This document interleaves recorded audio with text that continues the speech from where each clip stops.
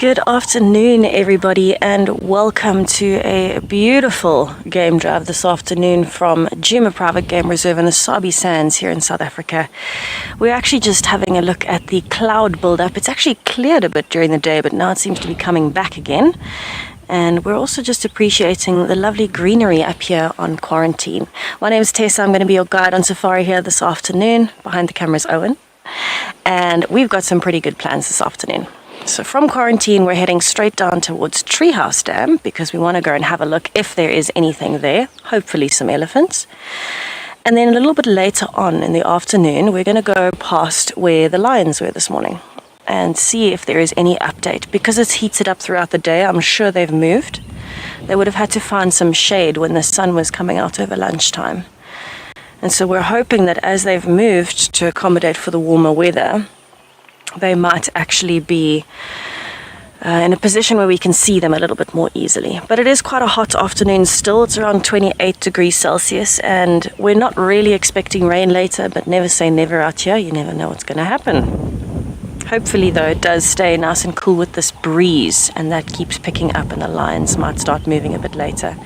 But I do think we're in for some very good things this afternoon. I have that feeling that we're just going to find everything big and small that's fascinating to have a look at.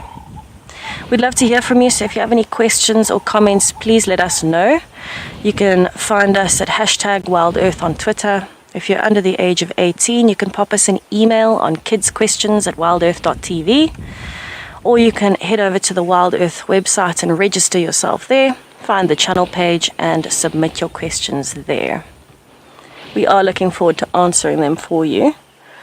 And we'd love to hear from you this afternoon. What would you like to see? What are we hoping that we are going to find today? So we have got a little bit of shade building up. You can see there are patches of shade in the long grass. We were expecting to find some kudus and things up here. It seems like everybody might be hiding just a little bit. But we've seen the flit of the odd butterfly come past. We're hearing some woodland kingfishers. And you can see the storm is definitely building up.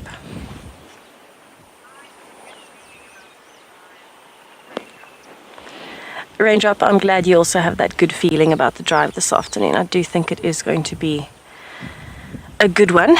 And you can see a butterfly flitting through there. It's actually quite difficult to see. We've had some impalas that have moved off. We can actually hear them in the background a little bit. But at the moment, it seems like the insects are the most active. So I think it is going to be a good afternoon for small things, and particularly birds as well. And a little bit later, when it cools off, then I think we might have a decent chance with the lions. Hopefully we can actually get a nice view of them for you. And what I'm really looking forward to is, if we can, getting a more overall picture of who might actually be there, what the makeup of the pride is, and which male it is as well. We have not had a chance to see him yet. So Owen actually particularly likes the trees up here on quarantine. It's mostly marulas, but his favorite is an apple leaf tree, which is actually the one that he started on earlier. It's the tallest tree in the middle there. And they are particularly beautiful trees. This is one of the largest apple leaf trees that I've seen in a very long time. And it's one of those trees that just has such unusual shapes in the stem in particular. Compare that to all the straight trees you can see in the background. Those are silver cluster leaves and some marulas. But have a look at how gorgeous this apple leaf tree is. Oh, I can actually see a woodland kingfisher Odie in the tree just to the left. Can you see it? I can just see a flash of blue. It's up on a branch. Let's see if we can... no, in the silver cluster leaf just to the left.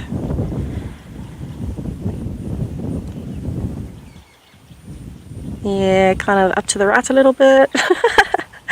Entertaining afternoon already, folks. Never a dull moment.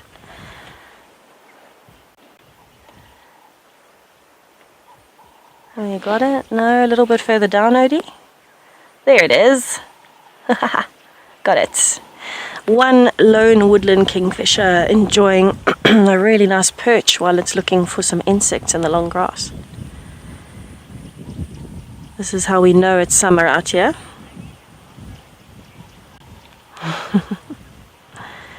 So this is probably the most characteristic bird that you'll see here at this time of the year, other than the normal lilac-breasted roller, which tends to be here year-round anyway. It seems that everywhere we go, the woodland kingfishers follow us, but there's just so many of them that you'll always hear them in the back of our segments that we're doing when we're busy with animals. You'll always hear woodland kingfisher in the background, and it's just such a pretty flash of blue. It catches your eye because it's that neon color. Although it's known as a kingfisher, they actually don't do much fishing. Very few kingfishers actually only focus on feeding on fish. Most of them will actually focus on insects, and the woodland kingfisher is one of those. You'll find it quite far away from water, usually in big open areas like quarantine. And that's because it's looking for things like grasshoppers through the grass. It is actually busy hawking at the moment. You can see the head is moving quite a lot. The body is still, but the head is moving. It's in hunting mode, looking for insects flying past or moving in the grass. So I think I'm going to leave the woodland kingfisher to carry on with its afternoon foraging, and I'm going to head on towards Treehouse Dam. Let's have a look at what our weather is doing for the afternoon.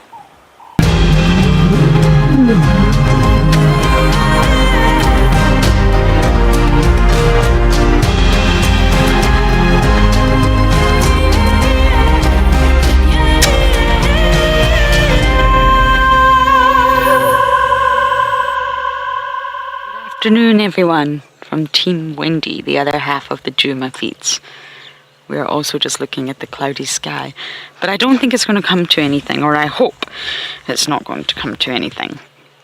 It can stay overcast, but as long as those raindrops don't fall, that's for sure. So good afternoon, my name is Lauren, and I do have Davi once again with me on camera. And we are actually in the middle of a block, and I have to say, wow, this block has transformed quite a bit since I last saw it, that's for sure. I'm just going to check the Mvubu hyena den. Not that I think really I'm going to find anything, but when you do want to find den sites, and you do want to find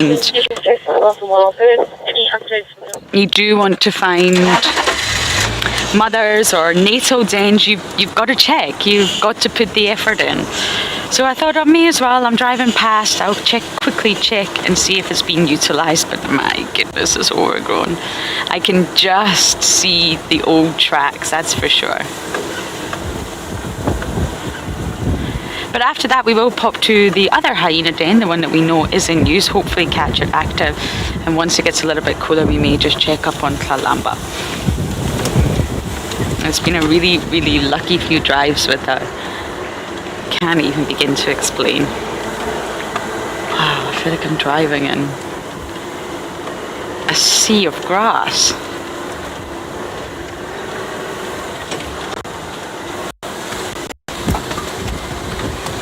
But we know that Corky's missing in action. And we know that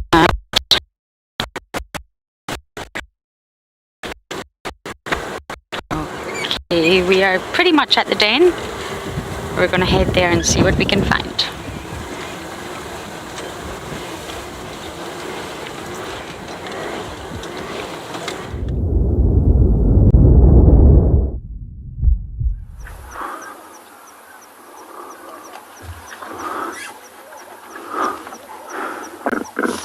Don't look stressed out.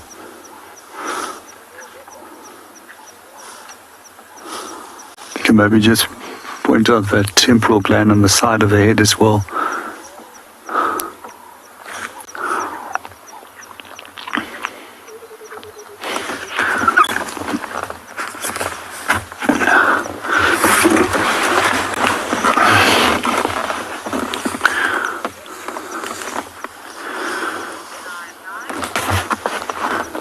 Good afternoon and welcome to Eco Training Pridelands. At the moment we're spending some time with a breeding herd of elephants that has just approached us from a drainage line. We decided that we're going to position our vehicle in a totally... Quite often these little youngsters can be a little bit cheeky if they're not sure what's going on. Hey, unlike the mother that's on the other side, that's way more relaxed with our presence.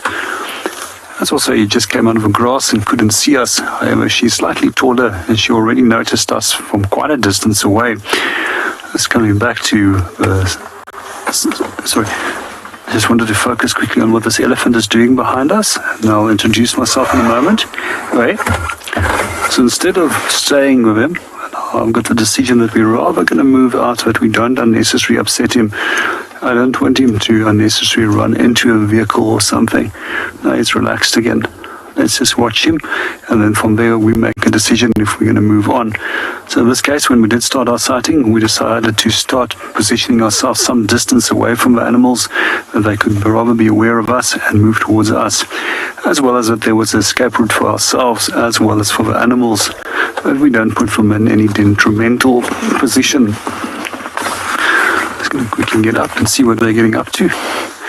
Our youngster is now moving off. It's quite often that I found that these youngsters will actually be the ones with mock charge for vehicles or chase for vehicles, and then we very soon see that the adults come moving towards them, and quite a few times I've actually seen a cow giving them a swat with a trunk and then pushing them into a direction.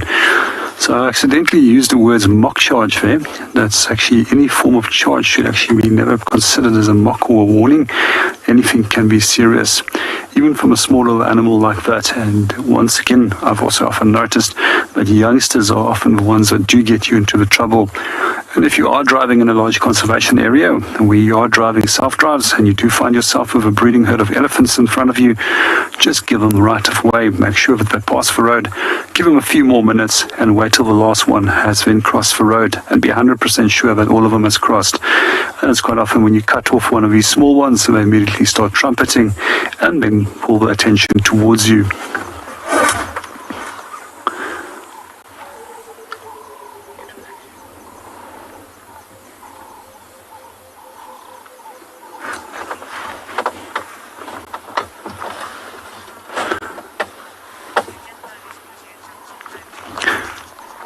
So I haven't really had the time to introduce myself so far, just as we were watching what our elephant was up, and that was for me more important.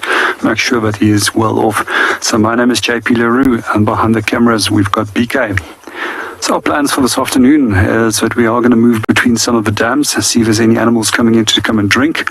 Already we're quite fortunate to locate on one of the breeding herds coming in for a drink, and now sneaking off again to continue feeding. It seems that the remainder of the herd is actually in the drainage line right in front of us, and it makes it a little bit tricky for us to get in there and to follow.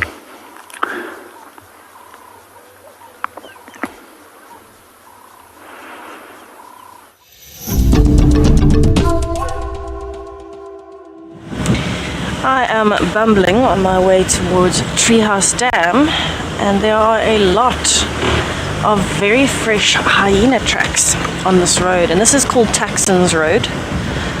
So it's a road where the hyenas used to have a den, and I'm wondering, I think they actually had 3 along this road. I'm wondering if they haven't come along this way. Maybe Corky is denning somewhere here. It would be very interesting to see where they've all gone, because they haven't been at the den site when Lauren's checked the last few days. I know that they've been attracted to the buffalo carcass, so maybe they're all just lying around in the long grass waiting to go back tonight.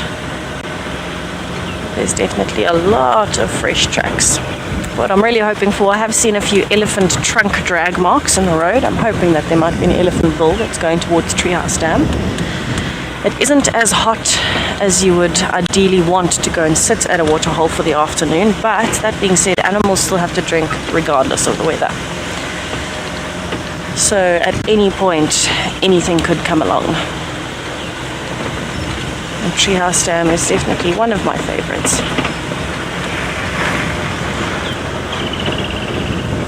It's hyena tracks.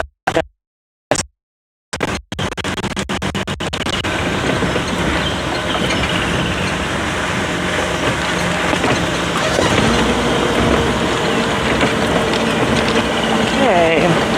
I can see the water. Now we just got to go around onto the dam wall and see if we can see anything around here. There were some nice impalas here yesterday, a bachelor herd. It might just be our lapwing pair today. Possibly some fish. I can see the water moving. Ah, there's our lapwing. So our lapwing is actually all the way on the other side of the dam. It's right on the top end. But it doesn't seem like there are any big mammals around, and that's okay. For now, I just want to sit here a little bit and see if anything decides to come down.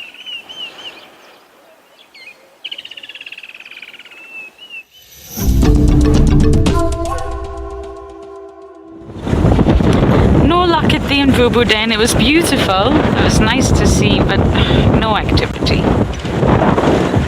I just thought it was maybe just worth checking. She is missing in action, Corky, especially because of the takeover, and we presume that she's now matriarch.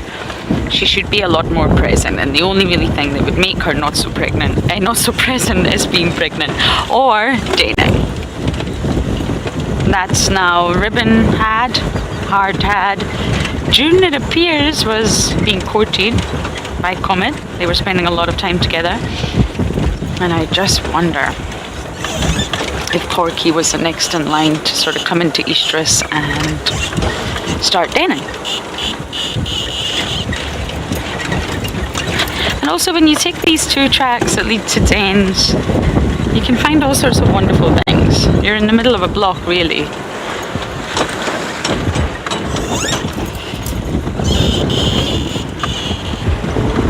Oh, that's better. So we are going to head to the actual hyena den now, which is a little bit further away. We'll stop by Gowrie Dam on the way.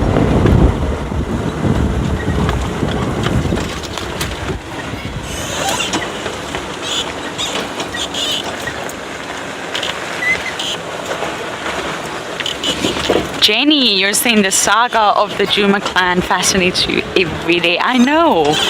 Davi, is my tire okay? Yep. Both okay?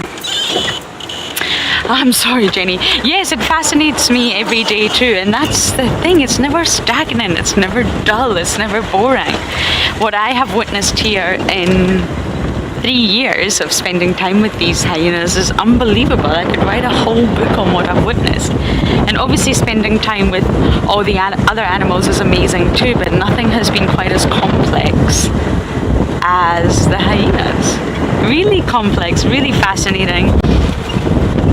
And I think we've still got so much more to go. I'm also a little bit suspicious about Indabele. Her behavior, I wonder, she's high ranked.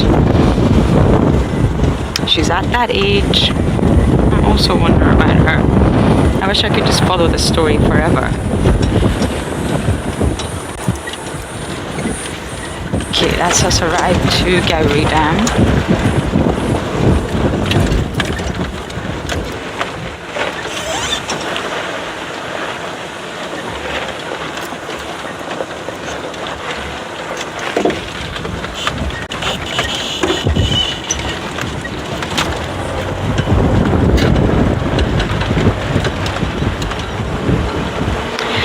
Nova, I think you're hoping to see Ribbon.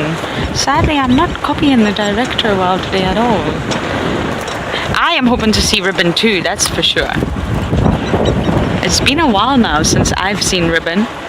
Heart seems to be dominating the den, if you like.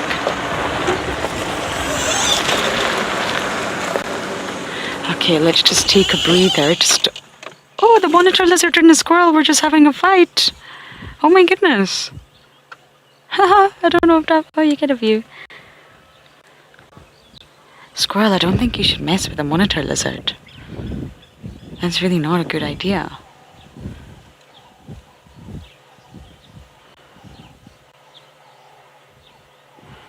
I trust him to go behind this tree. It's a young juvenile monitor lizard, but still they can be really ferocious. They've got sharp claws, extremely powerful tail, and quite a bite. Don't do it, little squirrel.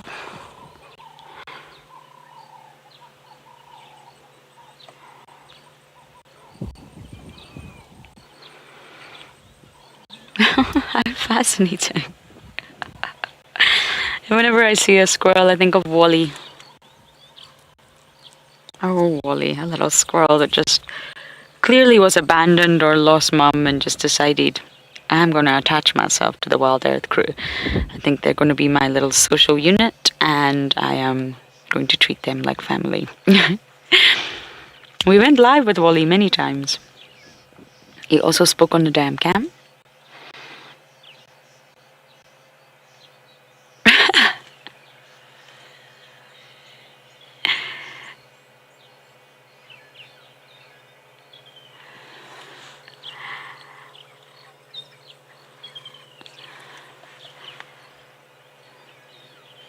Sadly, Momo, we don't know. We think he just possibly went off on his own, maybe with a lady friend. We don't know, but he was firmly attached to all of us. And it actually made me realize a lot.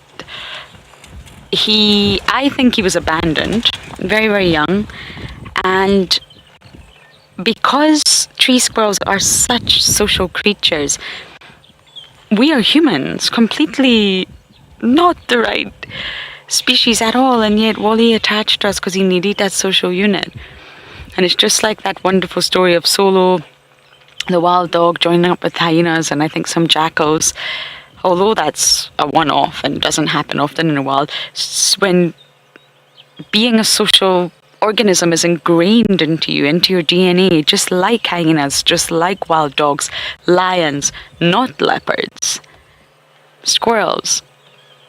That's who you are, and Wally attached to us because he needed that social interaction. It wasn't too pleasant when he tried to groom you, but, well, I think he was trying to be nice. But it just really amazed me.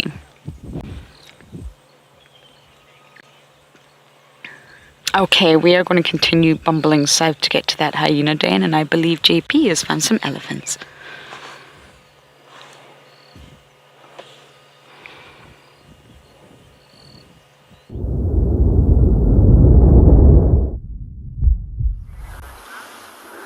Welcome back to Eco Training Pridelands. We just left a breeding herd now, and we noticed the breeding herd was trailed actually by a number of bulls.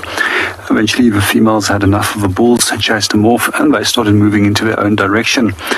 And it seems that these two are now trying to take out their aggression for not getting lucky with the ladies out on one another. Let's just sit and watch them and see what they get up to.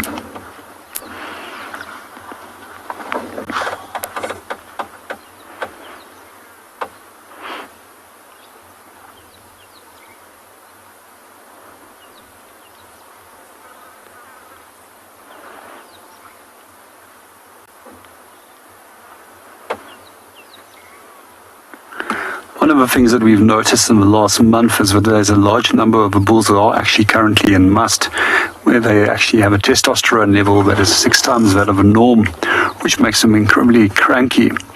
And their only purpose at that period of time is to focus on finding a mate and mating with females that are estrus. But to be able to mate with a female, you also have to be able to fight sometimes to gain dominance in the area and to outcompete other bulls that also might be actually trying to mate with those cows. Just going to move the vehicle and see if we can find a better view on them again. Speaker, just hold on there, it's a little bit uneven.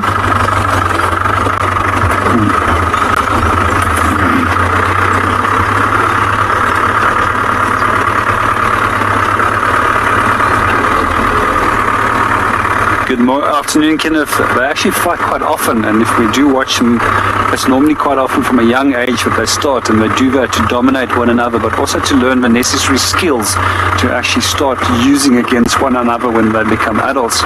But the serious fights only start breaking out here from 25 years and onwards, when they're actually physically large enough to start competing with one another for mating purposes, and with older bulls that are already much more established than that they are. And we see that they will continue doing so normally up to the age of roughly 45 when they start going out of must, and then they tend to actually start leaving one another alone.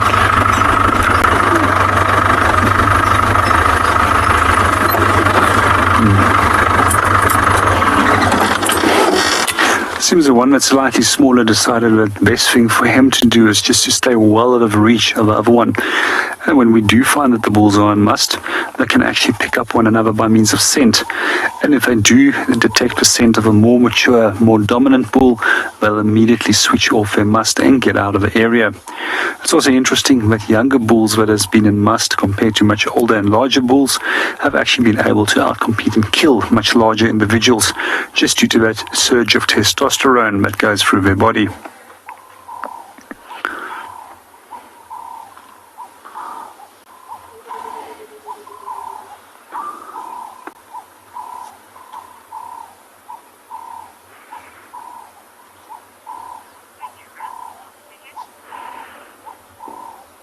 We're going to watch our elephants for a little bit longer and see what they get up to, but let's go and see what the rest of the team is doing.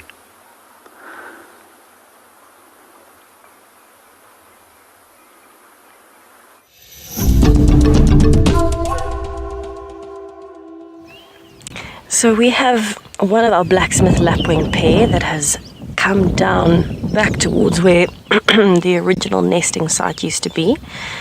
It's looking for insects at the moment, so just walking around hunting. And it looks like the partner is coming over to join it, but they're kind of split up on the bank at the moment. It is nice to see them here every day. It's something constant. And it gives us a good chance to kind of get to know these two. But what I do want to do is actually just have a little bit of a listen while we are watching it as it's hunting through the grass there. Let's have a listen. I'm hoping to hear some breaking branches or any sounds of that elephant, because we did have some tracks and that trunk drag mark headed this way. Let's just have a listen. There are some beautiful birds calling at the moment too.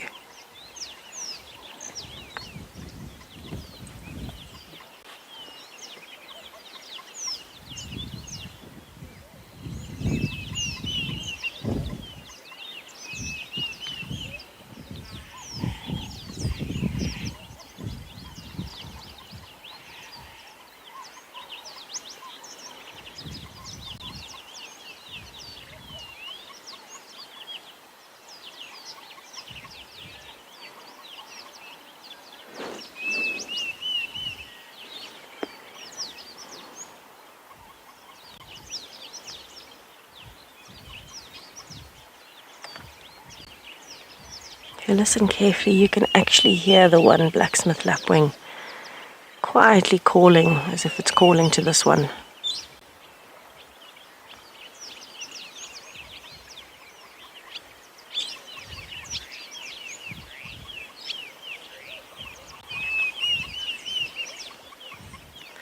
We have actually heard a few cuckoos as well.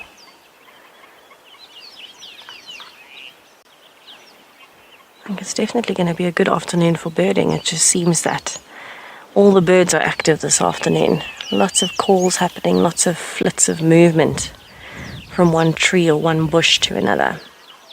Hopefully we get to find some unusual ones for you.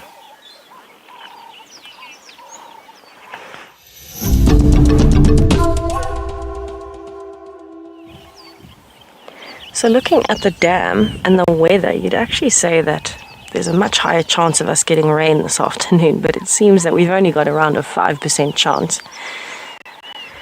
And we're not getting too excited that there's going to be any rain. But we have got a lot of birds that are active at the dam this afternoon. I was hoping we'd be able to hear some elephants or some branches breaking. At the moment we're hearing just a few fish bubbling in the water and a lot of different bird calls.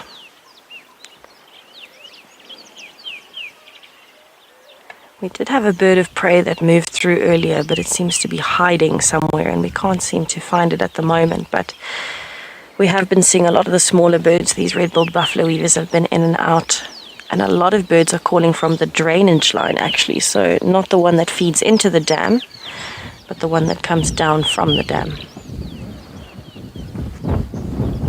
Definitely a good place to be this afternoon. I can tell you that the wind has picked up quite a lot, and that's actually a good thing for us because it means the predators are going to be more active, but also it keeps everybody a lot cooler. So even things like elephants will be moving a lot more, and I'm really hoping that at some point during the day today we do actually find some elephants.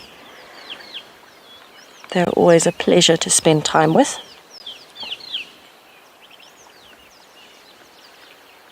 But it's never a bad idea to come and sit at a dam for a little bit in the afternoons, just to see if anything is coming down. Warboy, actually yes, I've seen I think 1 or 2 ammo falcons, but not many, not as many as we usually get. Normally when they start arriving, they arrive in flocks. And I've only seen 1 or 2. So it has been quite a different period, even in terms of insects and things like that. We've had a lot less of them out and about than you'd expect at this time of the year. But maybe they're still coming, you never know.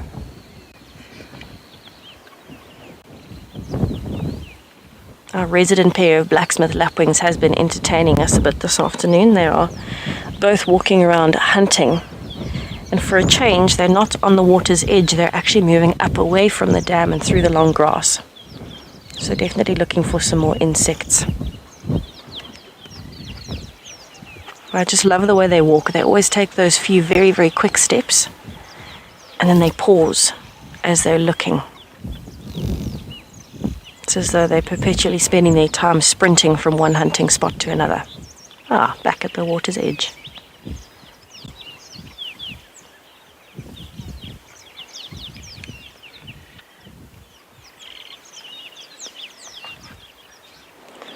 So the other one is actually in the grass. And this was the first one that we saw. It flew over first, and they've been kind of taking turns running around and feeding. I'd be very interested to see if they do actually make another nest. Doesn't seem like they have one at the moment. Their behavior isn't the same as it normally is when they have a nest, so maybe they'll start building another one at some point. Bit of a hollow scrape in the ground. They sometimes decorate it with a few little sticks and things. Hopefully they do make another one at some point.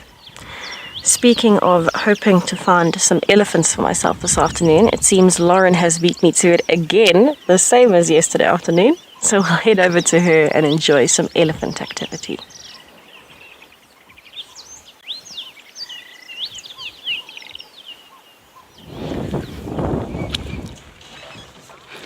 I am sure you will find some Tessa. I've got some Ellies on Ingwe Alley. No Ingwe, but I have Ellies. They've got a really young calf with them as well. Just not visible right now. The long grass is wonderful, but in terms of seeing Tlalamba's cubs clearly or seeing elephant calves clearly, it's not too easy. It also makes photography rather hard as well.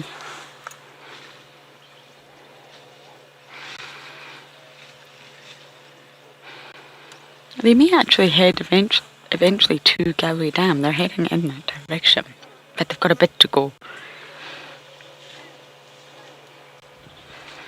We had a huge bull on quarantine earlier, huge. There's actually nothing quite like seeing a magnificent bull on an open area. I mean, it's wonderful seeing a bull anytime, but on a sort of open area like quarantine, it's magnificent. And he's going to all the marula trees. I wonder why.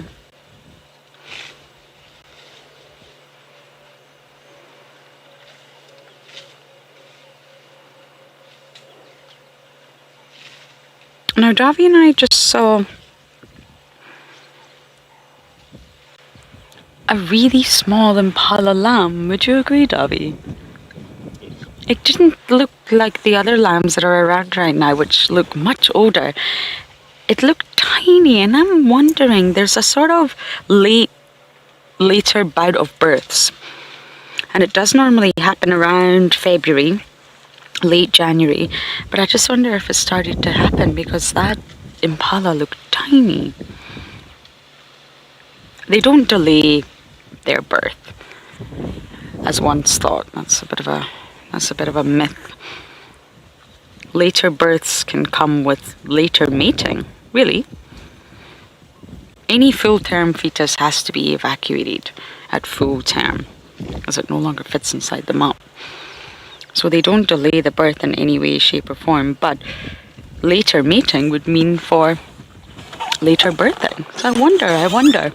Let's see if we can find any more. Have those elephants gone? Yeah, I think they have. But Tessa just mentioned she saw lots of fresh hyena tracks, so I am going to head that way and see if we can just figure out where they're going. I mean, we don't track hyenas here, you know that, but if there are lots and lots of tracks, it could mean activity in that area and something is happening. So we may as well check it out.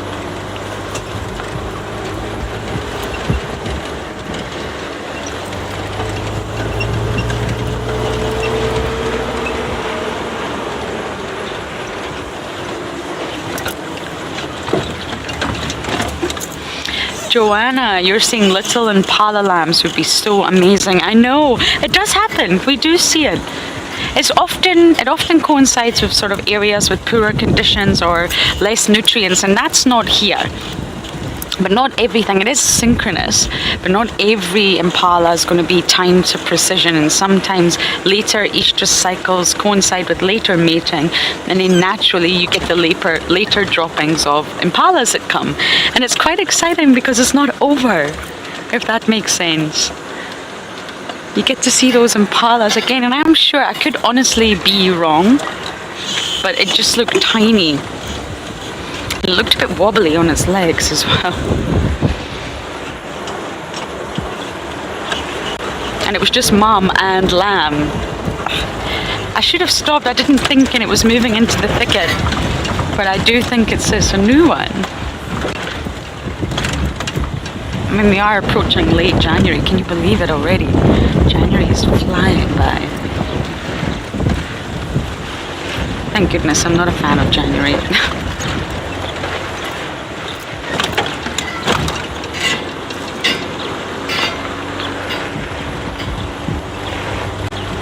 Okay, I'm just going to check Taxon's Road, have a peek in at the other hyena dens and see what I can find.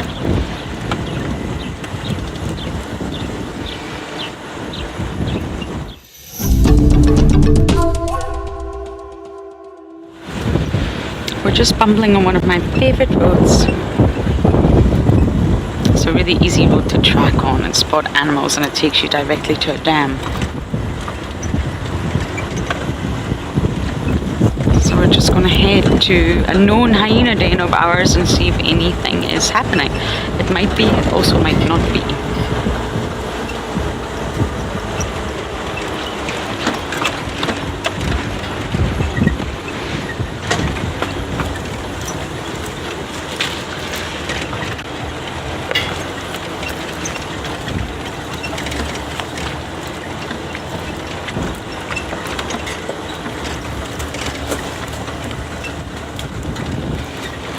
I don't think much is happening here, but they can give you a view. It's absolutely beautiful. Yeah, I don't think anyone's using this man. But let's just sit here for a moment and listen.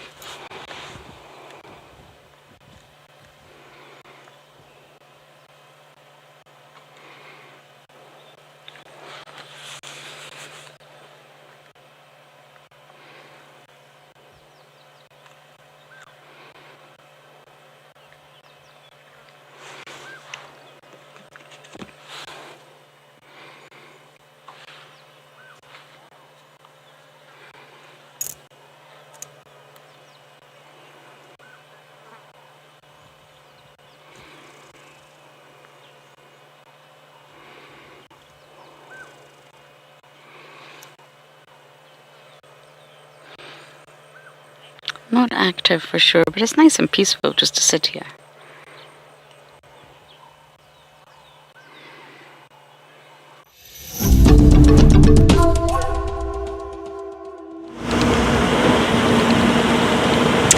So I am now driving on Gowrie mane, or southern cut line. And I'm actually wanting to do a little bit of a loop in the west on my way back up towards Gowrie Gate where the lines were this morning. Actually, that is not a bad plan. Speaking of doing a loop, I think let's actually go towards Zoe's Road, do a bit of a loop up towards Impala Plains on the way. Bumpy. So it's actually a freshly graded road. They've just graded Gowrie Mane. No surprise. And what I'm hoping for is moving through the seep lines that we might find a few more of the different animals, things like kudus, elephants. See if we get lucky. And there's a lot of really brilliant bird species around here as well. So I want to do a little bit of a loop on the way up instead of just going straight past all of the cut lines. Take a slightly more scenic route on the road less traveled and see if we get lucky. We definitely had a lot of activity here, a lot of flattened grass. It seems like the buffalo may have moved through, but that's quite old, so I think that's probably from a few days ago already. We did actually see some more fresh tracks of the buffaloes this morning.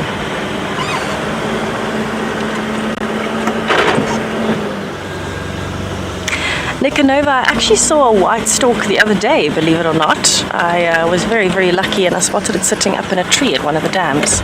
But I've actually just noticed that apparently somebody had a feast here on the road sometime today because none of these feathers have blown away. But just on the right track, you'll see a whole heap of feathers. It looks like it was a dove.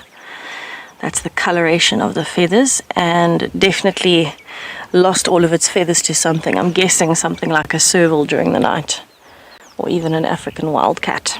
So this is pretty common to see, especially on the roads. You would obviously struggle quite a lot more to find something like this in the grass because the grass is so tall, but this is a telltale sign that a dove was hunted here. It was plucked of its feathers and then eaten. So a very sad day for the dove, but a very good hunting day for whatever ate it. And I would guess it would be something like a serval. I haven't seen any tracks on the road, but at the same time it has been quite windy, so any small tracks will blow away quite easily. So there's no actual remains of a carcass or anything like that I can see. But you can understand any of the cats wouldn't necessarily want to eat all of the feathers. The shaft of a feather is incredibly hard and it's got a very sharp point where it sticks into a bird's skin.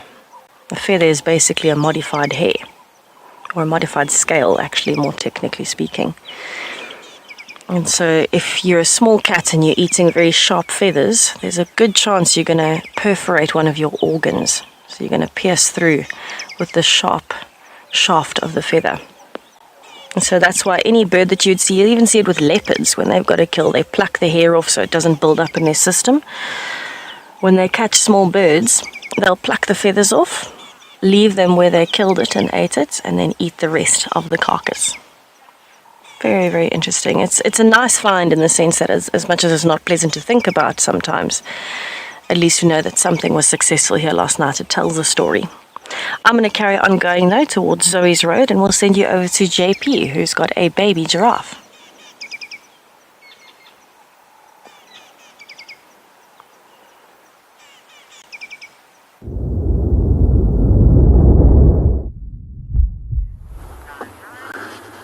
Welcome back to Eco Trading Pridelands. At the moment we are watching a giraffe cow and her calf. And the calf is probably just a few days old, and we can still see that there's a large part of the umbilical cord that's stuck to it, roughly some almost 30 centimeters in length. The calf is just behind the tree directly towards the left of the female at the moment. BK and I was actually discussing how odd in shape this young little giraffe looks in terms of the length of its head and neck, and the incredibly short body and long legs. And the reason why they are adapted like that in that squashed up shape is that they have to be precisely the same height as what the female's udders are, and that one little guy must probably be some 1.4 meters in height. And that enables him to drink. It's also precisely the height that he must have fallen when he was born. That's quite amazing how they get dropped from a height and that snaps that umbilical cord, and it also triggers them to take their first breath. We're just going to see if we can get another view of them. So one of my wish list things to see in the wild is to still see a giraffe giving live birth. I've so far never been fortunate enough to actually see it. However, I've seen quite a few times bushbuck as well as impalas giving birth in the past.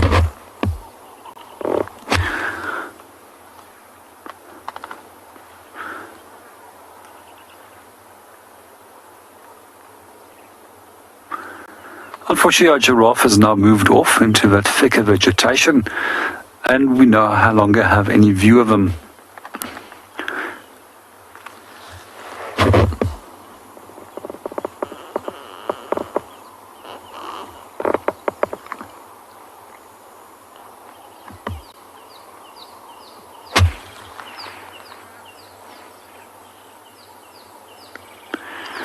If you ever wondered how long the gestation period for a giraffe is, it's roughly 457 days that they will carry that young little animal. And what I also find particularly interesting is that it also holds the record for the longest gestation period of any ruminant. So for those of you that's not familiar with the term ruminant, it simply describes an animal with a four-chambered stomach that regurgitates its food and eats it a second time again. If you were also curious about who's holding the longest record of any gestation period, and that actually belongs to African elephant as a land mammal, and they carry for approximately 22 months. And meanwhile, let's go and see what Lauren is up to.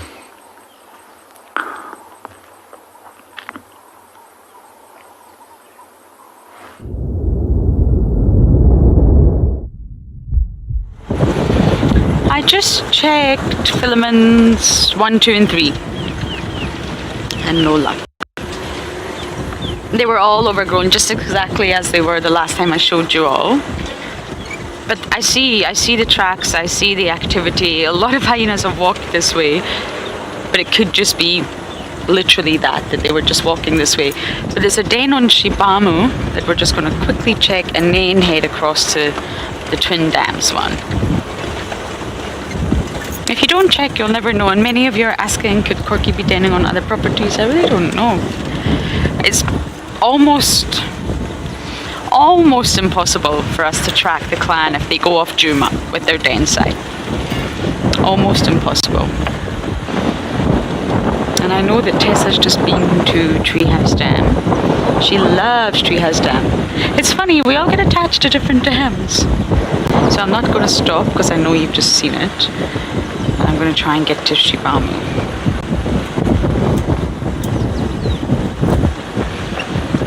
I'm convinced it's all to do with sightings. You get attached to the moments you have there, the emotion that you attach to it, and probably a little bit of aesthetics too.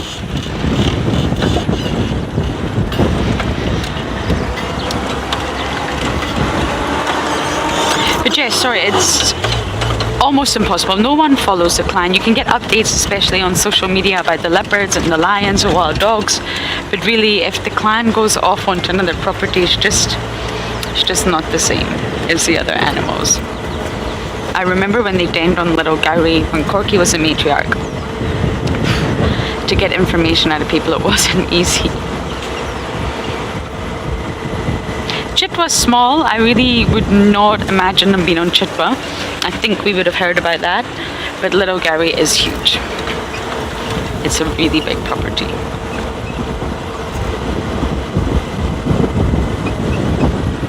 So there are all sorts of possibilities.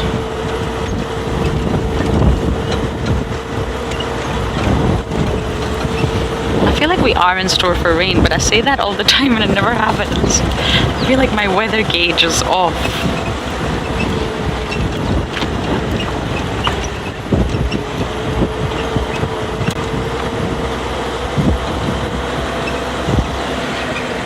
Sorry, I don't think this is anything, but something caught my eye there.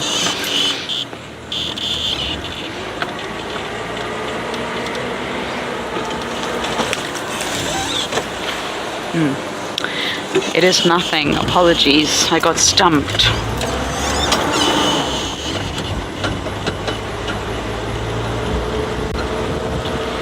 Polly!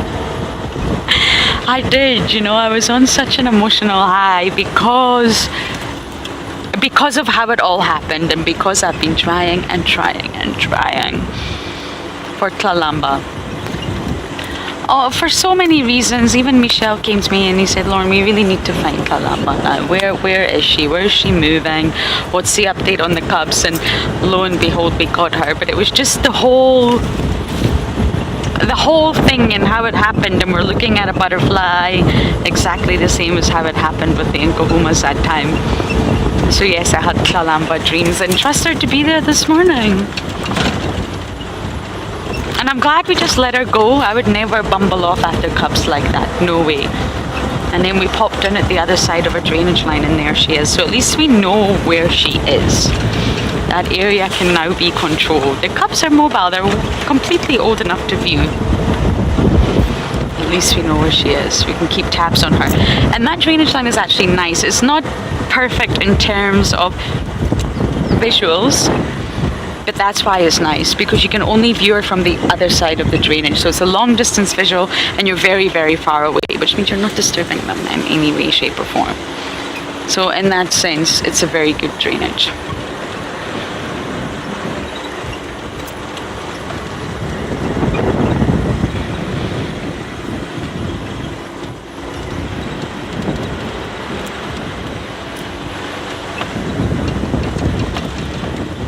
Every corner you take, the pans are just so full. Okay, we're gonna check the Shibamu hyena den. I'm gonna send you guys over to Tessa.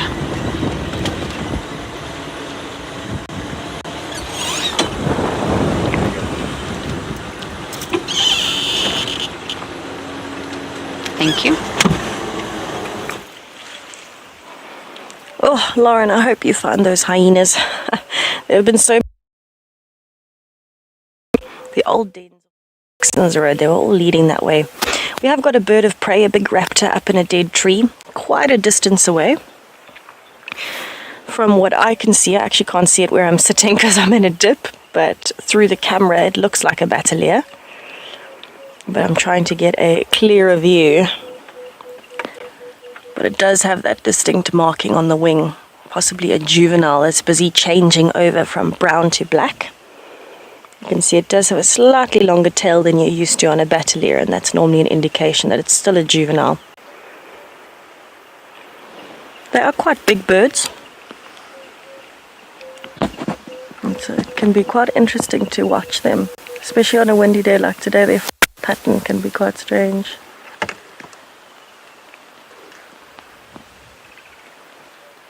I'm busy looking at it through a tiny gap with my binoculars.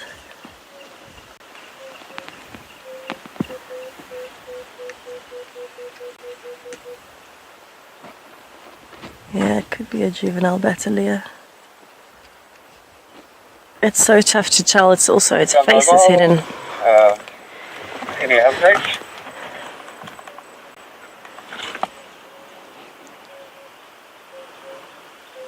Can we zoom in any more, Owen? Or is that about maxed out? Okay, pretty maxed out.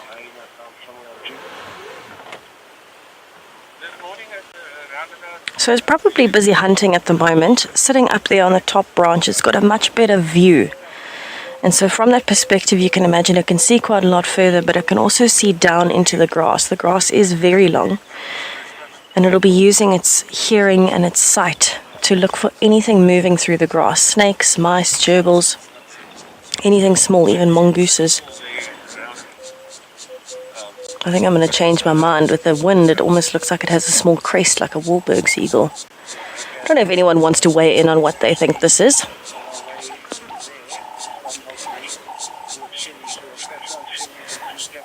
But I don't have a clear view and it's so far away I can't see it properly.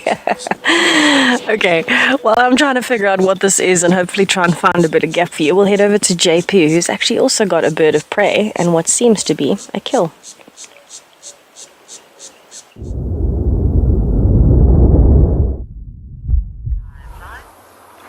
Welcome back to Eco Training Pridelands. At the moment, we're looking at the remains of a rock monitor, and the reason why we know it's a rock monitor is because of the sheer size as well as the round tail compared to a flat paddle-like tail that a water monitor will have. And what is it doing up in the tree? It's been killed, and it's been left there by a martial eagle that was busy feeding on it. We actually just disturbed him for a second or two, and we're not going to stay very long, as we would like him to actually return. However, at the moment, his crop is full, and he's most likely just taking a break. If I have a look at it, it's most likely a female based on the size. And in general, we find that most birds of prey, that the females are almost 1/4 larger than that the males are.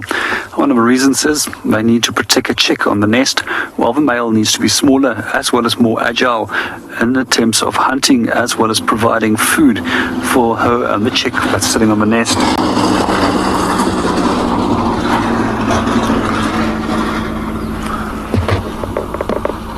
So a few days ago, we were also found a juvenile martial eagle, which has got the plain white head compared to the adult that's got the full dark brown head.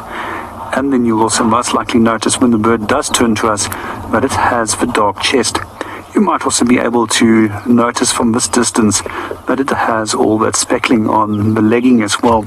We were also discussing a few days ago that quite often these birds are confused for black-chested snake eagles. However, with a black-chested snake eagle, you won't notice feathering coming all the way down the feet as we see with a martial eagle. The feathering actually stops halfway down the leg, and as we discussed a few days ago, that's specifically there for the purpose that they are bare-legged, as well as that they have very unique scales on their legs, which is round and overlapping, which prevents snakes from biting them, which is one of their favorite prey. I've also, however, seen martial eagles taking snakes as well. However, never as many times as I've actually seen snake eagles taking them in the past. It's probably once or twice, and it's been puff adder and a number of other snakes that I have seen them taking. Some of the other things that they do take, I've once actually watched them actually going for a small bushbuck. And then scrub hares, Egyptian geese is on the menu too. And what else can I think of? Yeah, I think I've even saw one that grabbed a young vivid monkey. Well, we're going to move on, and we're going to allow our martial eagle to return to the tree where its kill is stashed so that it can continue feeding.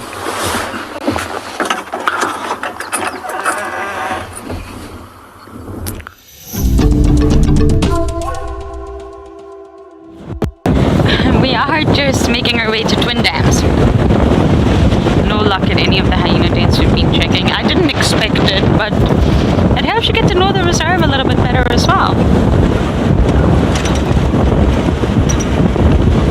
You can often find very nice insects, nests, bird nests, because the roads less traveled and they're also extremely overgrown.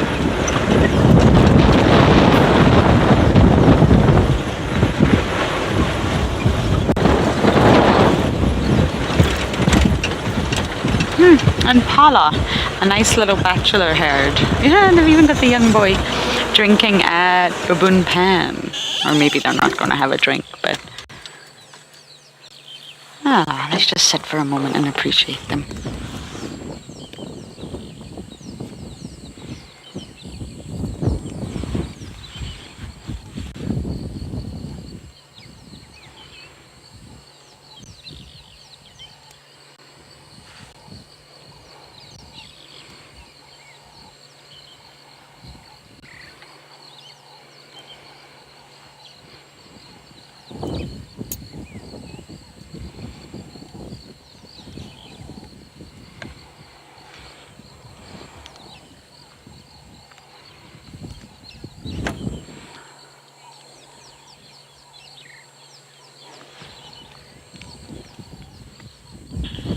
En wenn ich das mit Hager von Initiative habe.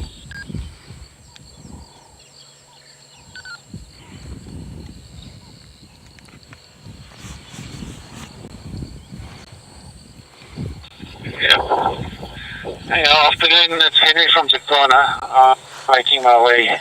Yes.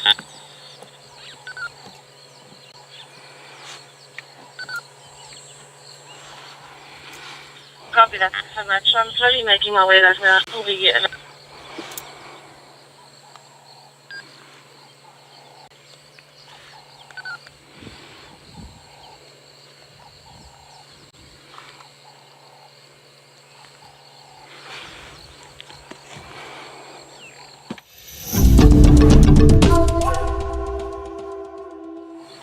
We also had no luck at the Shibamu Den. So we're almost at Twin Dams. Finally, we made it. We were just watching the impalas. I always say they're worth a watch. We found so many predators through impala alone, listening and their behavior.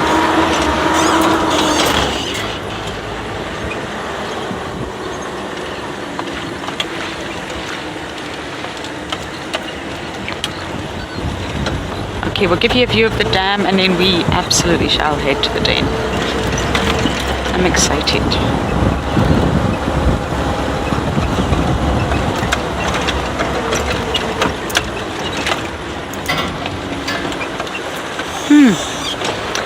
Oh, okay, I was just about to call this den the Dam of Nothing. I was just about to be a little bit rude about you.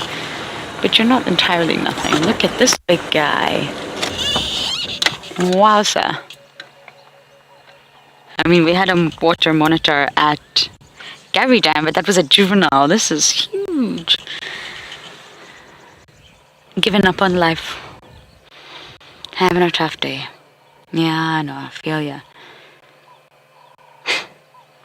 No, most likely just sunbathing. It's been really overcast, probably not got that much energy, and just trying to get some sun, soak it up, and then we'll be on his day. Wow! I was about to call Twin Dams a dam of nothing. And there you are. But look at that tail though, you would be forgiven for thinking it was some sort of snake when you first drive past.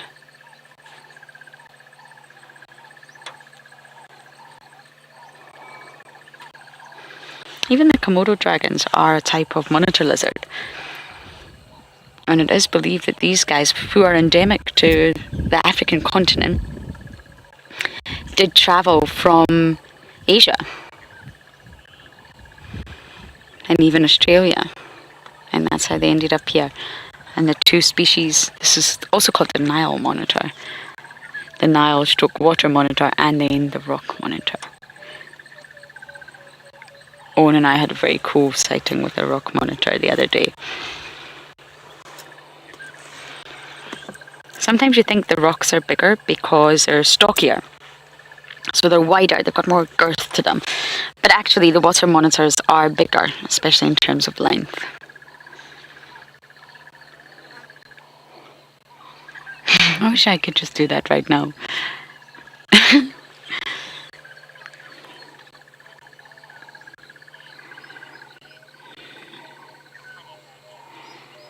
Honey badger, you are saying he is huge.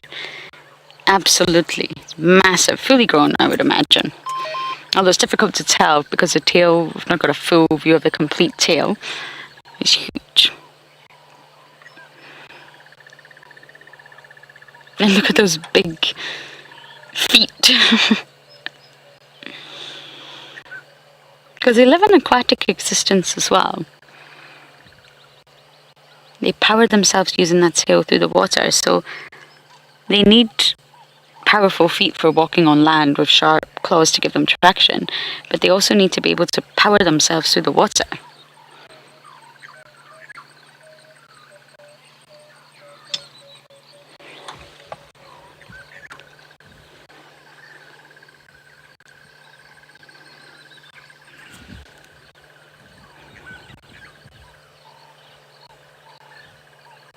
What a great find. I think we are going to head to the hyena den, check it out.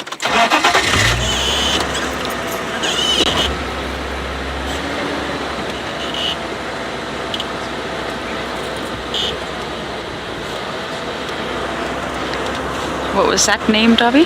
Fizz pop. Fizz pop. You're asking, do they come from the dinosaur days? I'm not entirely sure what you mean by that, but they are reptiles.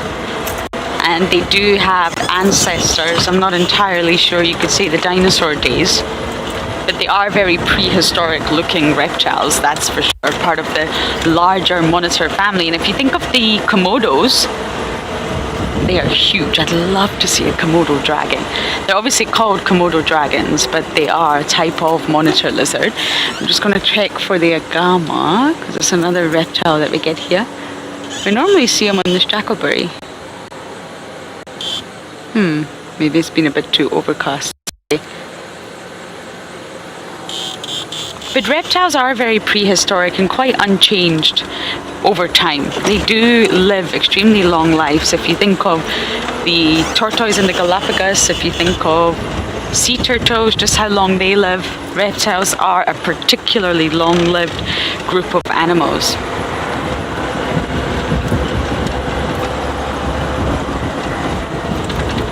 I had a bearded dragon who I deeply loved, called Floyd. Named after some boxer, I don't know, my brother named him. What's the boxer called Floyd, Davi? Mayweather or something, I don't know anything about boxing, don't want to. But he was a lovely dragon.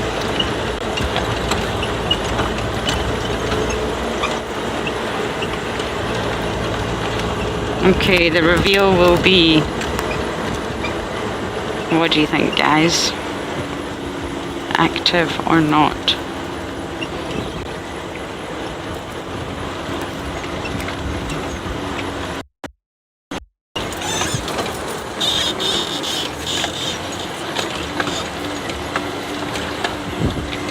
Do you see any spots, Stav? Yeah.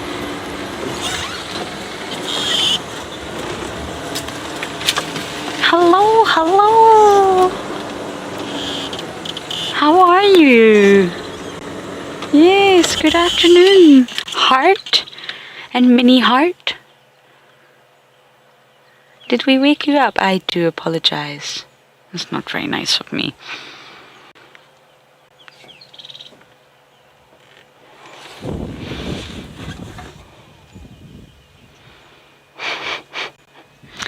Finally, an active hyena down. Ah, can breathe. Sigh of relief. It's not Ribbon though. I feel like since Heart has moved her cub, I really do think when Rowan first saw this additional cub, this magic appearance of another head, it had just arrived. And the reason I say that is because we would have seen it before, and also the behavior. This cub was very unsure of its vehicle. What on earth is this thing? Because I'd never seen a vehicle before. Was also really unsure of the other two cubs. Now that'll change. They'll be BFFs before you know it. But the behavior was very obvious that this cub was new. And since Hearts dropped off her cub here, we've not seen Ribbon. But what you've got to remember is our drive finishes at 7:30. And we don't go back out again until 5:30. So there's a huge window of time in the night where they are nocturnal animals. So a lot could happen there. So it doesn't mean that there's something wrong with Ribbon or she's not okay, but she is avoiding Heart. Again, another piece of evidence is telling you Ribbon has fallen in rank and she's below Corky and Heart. Unless Heart's the matriarch and we just don't know it. Heart kiss?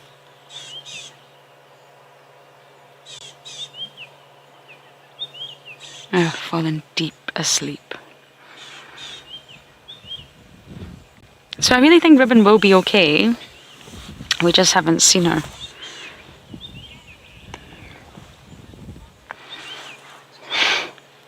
Okay, I've been thinking of a nickname, and Rock Candy Susie, you just nailed it. Nailed it. I've been thinking, what can we call little mini Heart? We had Junebug, we had all the other cute nicknames. Yay, Heart and mini little Heartbeat. That's cute. I love it. Okay, officially Heartbeat. Little Heartbeat.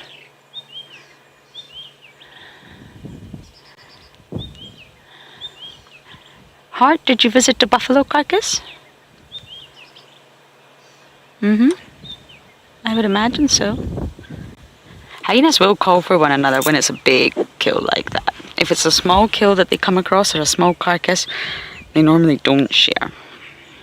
But normally when it's a giraffe or even a zebra, buffalo, possibly wildebeest, they're big carcasses and normally they do contact call for the rest of the clan.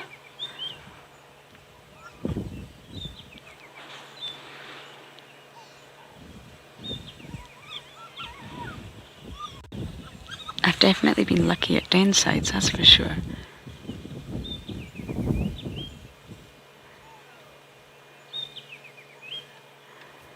See the immediate response to the vocalization of the cub there. Nothing was wrong. I think it was just a mini tantrum. I really hope they do some gardening around the den soon. It's making for some tricky visuals.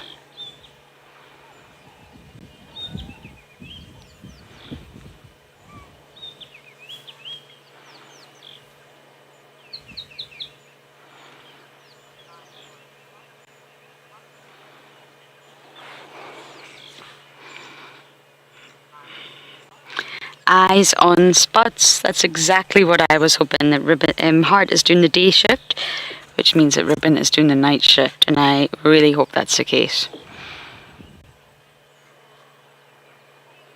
Remember, Ribbon kicked Corky off her sort of throne, if you like, and Corky still came to that den, albeit not that often, but she was still there. She was still part of the den. She still came for Braveheart.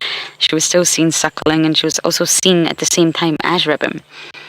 So I am really hoping that Ribbon does come around. Maybe it's just all quite fresh. It's all quite recent. The turbulent event was, what, end of November? Just after I left? Mid-November, possibly?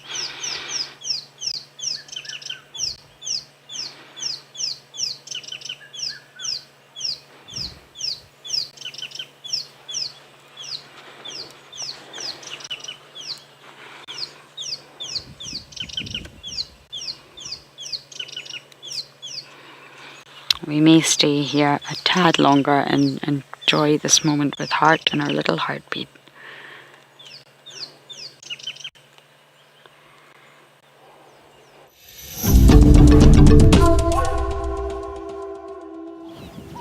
So we're at Sandy Patch at the moment, which is a beautiful big open area on the way towards Gowrie Gate and the boundary, where the lions hopefully still are. And we've just bumped into quite a large herd of impalas. They seem to be relaxing in the clearing, and I'm sure they're feeling a little bit extra nervous today thanks to the wind picking up and the overcast weather.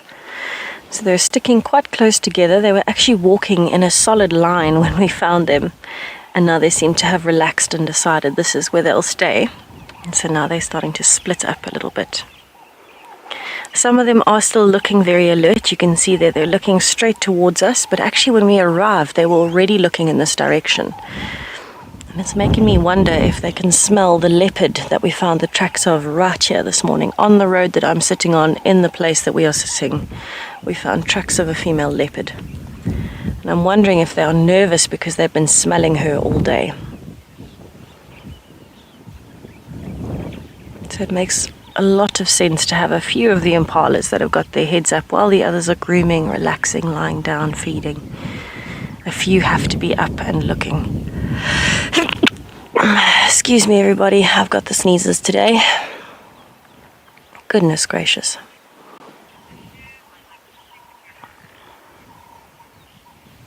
Let's just watch them for a little bit. There's quite a cute grooming session happening there between those two. And I think a lot of them are starting to settle and go back to feeding and bonding.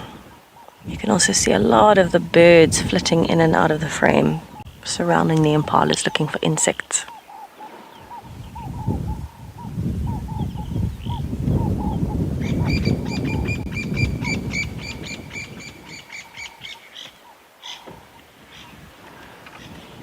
Interestingly enough, there was a bit of a, I wouldn't say it was a full alarm call, but definitely a bird that got a bit of a fright that called in the background, and a lot of the impalas turned straight to that direction and are focused there now. Just making sure what gave the bird a fright. But I think they'll probably spend the rest of the afternoon here and into the evening as well to sleep safely.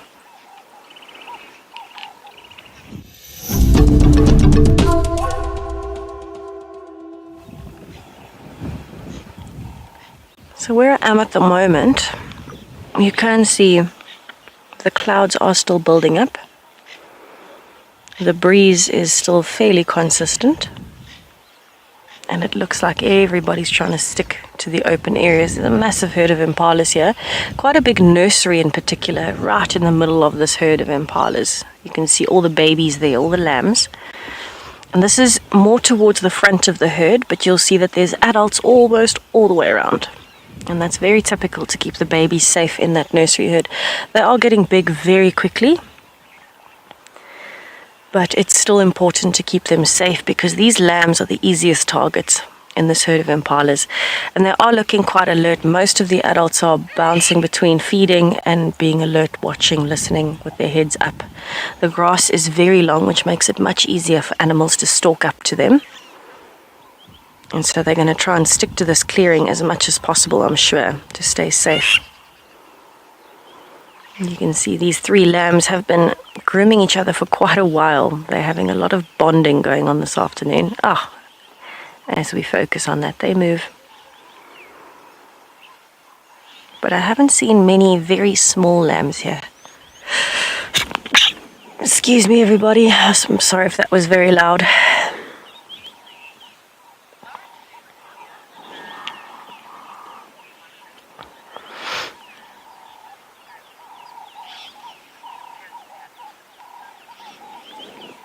So I think in the different herds, it depends on which females have given birth at which time. In this particular herd, there aren't that many very tiny. Oh, we've got one with a limp, Owen. There aren't very many tiny lambs, but I've just noticed an adult female with a limp. She's walking towards the back of the herd. Yeah, she's one of those. We'll see when she's moving. She's actually feeding at the moment. Yeah, it's that one. She's feeding at the moment, but watch her front left leg. As she's walking, you can see all the others are walking from right to left. But she doesn't want to put pressure on that leg. You can see she's holding it up off the ground. Oh, a little love from her lamb. That's very sweet. Animals are incredibly resilient. I'm going to sneeze again. Excuse me, something in this patch has got my allergies going, everybody.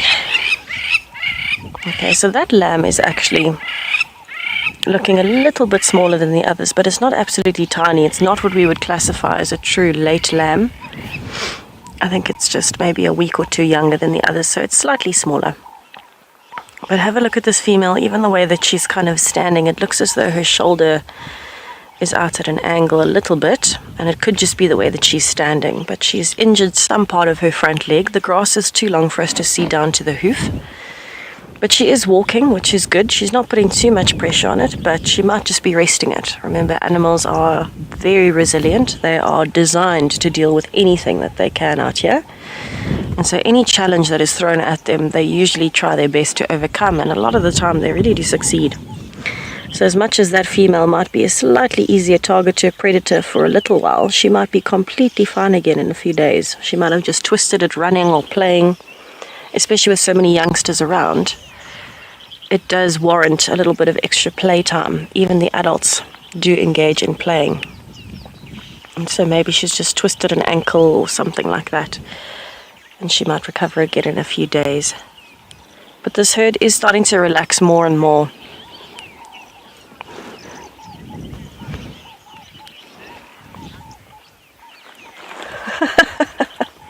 Tracy, an inverted latte for colors. That is actually very true.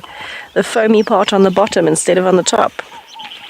It makes a lot of sense. Yes, they are very pretty colors, and those clear lines or the different shades, I can see it. I can see it. If we could turn one onto its back, we might be able to call it a latte. It is definitely a favorite around the world, and impalas are definitely a favorite in terms of food supply, food source. So Yeah, maybe they can be the lattes of the bush. They are quite beautiful, especially in this light. So we've got that really nice combination at the moment of golden light that's breaking through the clouds. So it's not a very harsh sunlight, with the darker clouds in the background, which kind of give it a little bit of contrast. So this light is particularly good if you're looking for nice colors in photography. And it really does give it quite a dramatic feel. And just a little bit of golden light really does make that red, the top section of the impala, stand out. Very, very pretty. You can just see all the tails flicking from a distance. I think the flies are quite pesky at the moment, all trying to bother the impalas. They're just trying to find some moisture around the face. But you can see it is frustrating the impalas. They are flicking their ears and their tails almost constantly. And I think they're going to be here for most of the afternoon, right up into the evening. This is the same herd I saw here this morning. They must have slept here during the night. And they've actually chosen quite a risky area because this is close to where the lions are, where the leopard tracks have been, and the hyenas.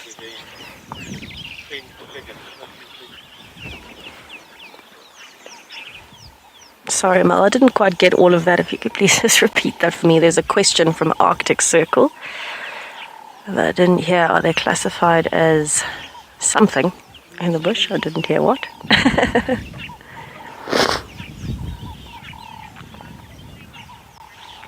Most plentiful. Thank you, Arctic Circle. Thanks, Mel. Here, yes, they are considered the most plentiful animal in the bush. There are a lot more impalas than there are any other animals, but if you're actually looking for the most populous creature, it would be something like termites. But yes, in terms of the mammals in particular, the larger animals that we can quite easily count, impalas are the most plentiful. You'll find a much higher population of impalas everywhere. And in fact, sometimes it can actually overpopulate a little bit. So it's definitely one of those animals that, because they are so successful at breeding, they breed so specifically. Remember, they've got a rut in May. They all try and give birth within a week or two of each other in November. It really is quite a well-tuned process. Obviously, there's the odd female that doesn't quite line up with the cycle, but the way that they reproduce, the way that they live in terms of a very complex herd, a large herd usually is preferred, and then also having what you nickname a split lip. So their eating habits, they can eat both grasses and leaves. They can graze and browse. They're one of the only animals that does that. They really do have a very, very good chance of, keeping the population high. That being said, remember, when they do have lots of small lambs, it is a fairly high mortality rate, especially in the first month. But because there are so many of them, it means that more lambs have more chance of surviving. In a big herd, most of the lambs might survive, as opposed to a small herd where most of them might not. And so their reproductive strategy is very well designed to survive and reproduce very quickly in the wild. And it makes sense that they have to do that because of their size. They are the preferred prey species for a lot of animals. Wild dogs, even hyenas will kill them, leopards, even lions. Large African rock pythons will take impala lambs. I've seen one actually take an adult impala, an adult male. And so you've got to have a very, very clever reproductive strategy when you are the main food source out here to try and combat that.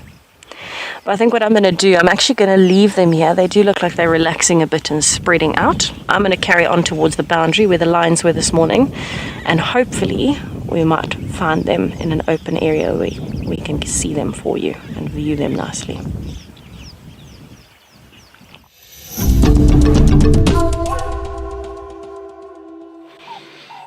We're just sitting enjoying the peace at the hyena den.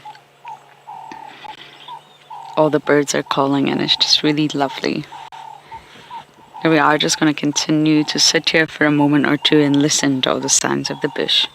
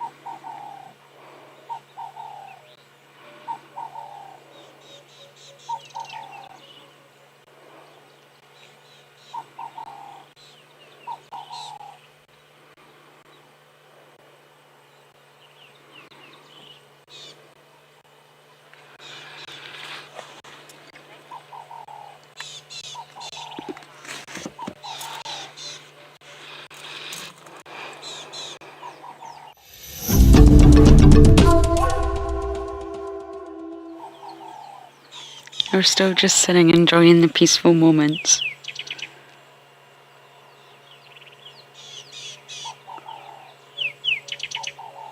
I wonder if the other cubs are... They will be there 100%. I wonder if they'll come out. Hello, heart.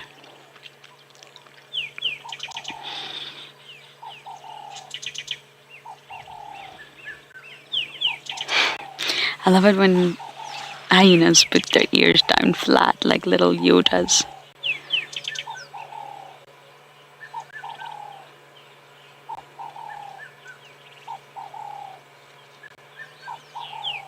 Ah! Hello there.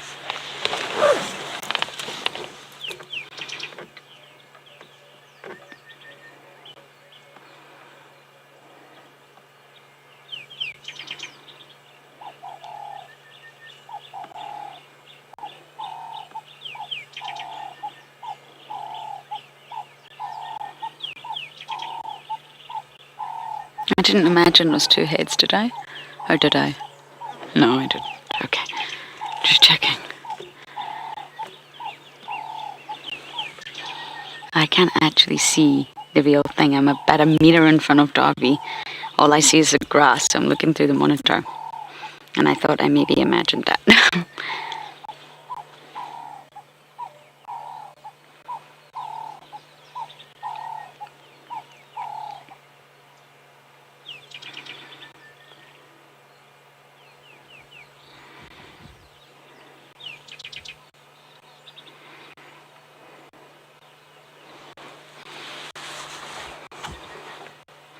That is a full belly. I think Hart definitely visited the buffalo.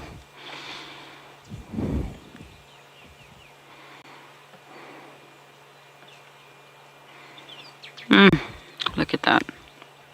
And off she goes.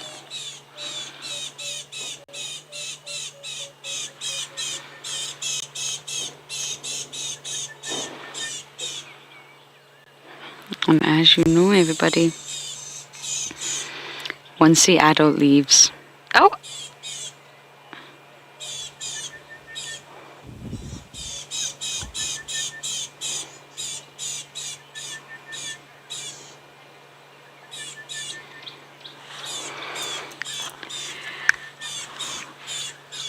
Lovely to see. I think all three of them are there. Okay, bye babies. We shall see you soon. Warboy, you were saying if Heart's little one is called Heartbeat, yes, unofficially nickname, then Corky's future offspring should be called McRib and Haggis. Because hyenas will eat anything. Ouchie! Do you know what haggis is actually? Oh, haggis. I eat a vegetarian haggis, but I have tried haggis naturally. I wasn't always that way inclined, and the vegetarian haggis is actually nicer. It's delicious. Spicy and oatmeal-y, but haggis.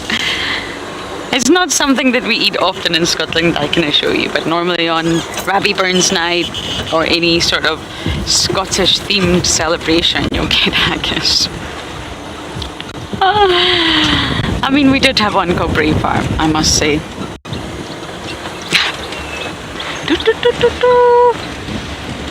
For some reason, I can never find my favorite bird. I can only ever hear it. They're difficult. Bushwhikes are difficult to find, especially when the trees are so thick.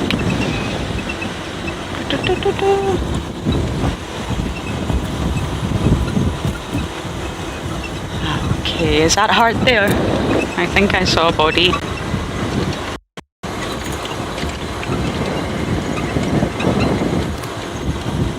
Okay, I'm just going to give this a second, see if that really was Heart or... Ah, yes it is. Okay, Heart, guess where are you off for? And you guys are going to head over to Tess, who's back with her lions.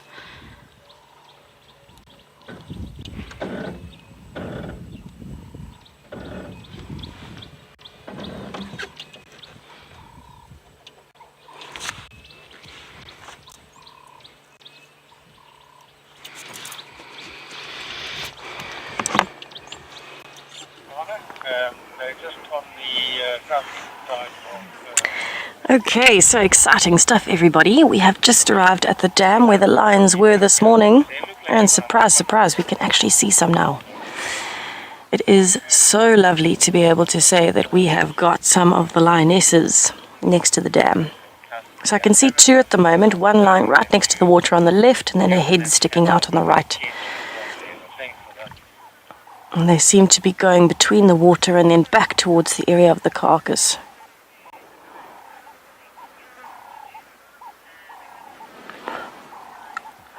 So it looks like she's trying to give us the Tandi slip here. Maybe the Talamatis have figured that one out. But I'm hoping that they're actually going to keep moving because the rest of the pride is there somewhere.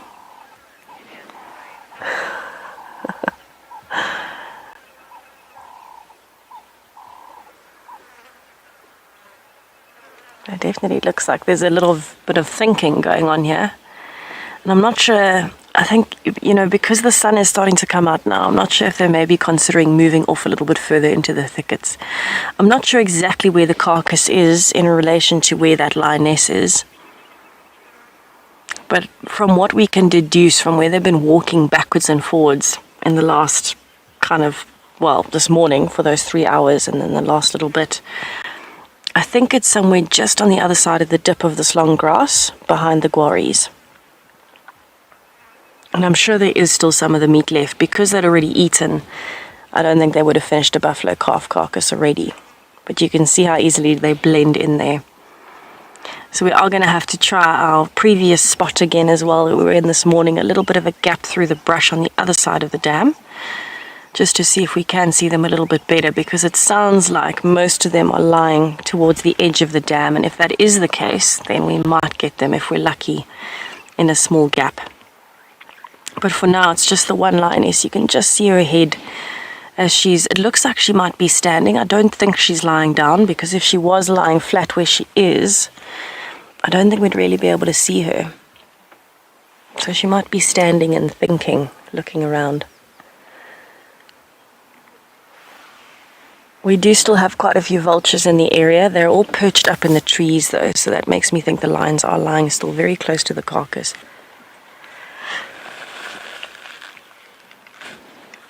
Oh, I managed to stop myself from sneezing there. I'm evolving, everyone. I'm evolving.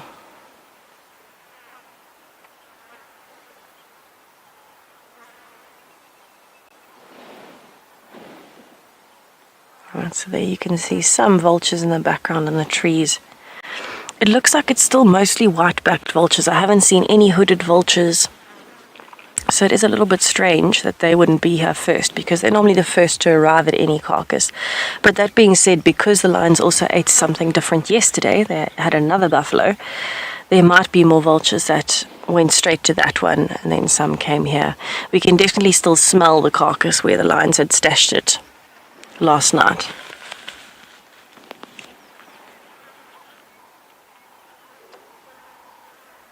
I'm hoping that a few more of them get up and move.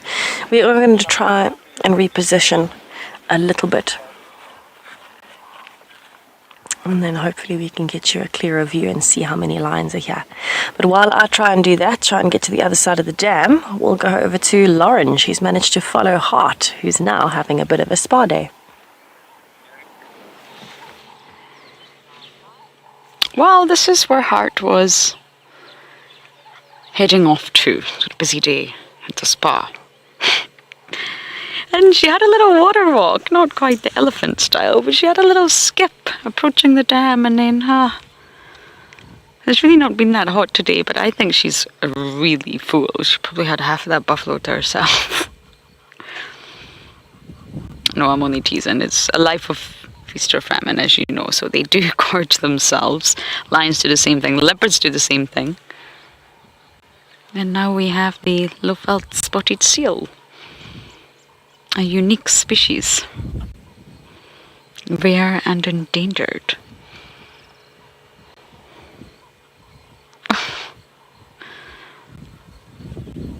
And also, I can imagine that suckling or nursing cubs, who are also developing extremely sharp teeth, can be rather painful on the mammary glands.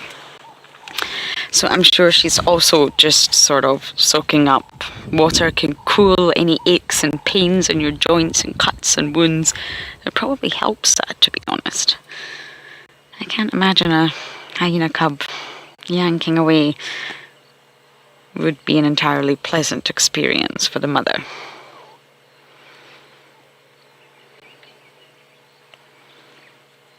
Hard. This is the most amount of time I've spent with you in a while. You can see the impala in the background is not happy. Why is there a hyena here?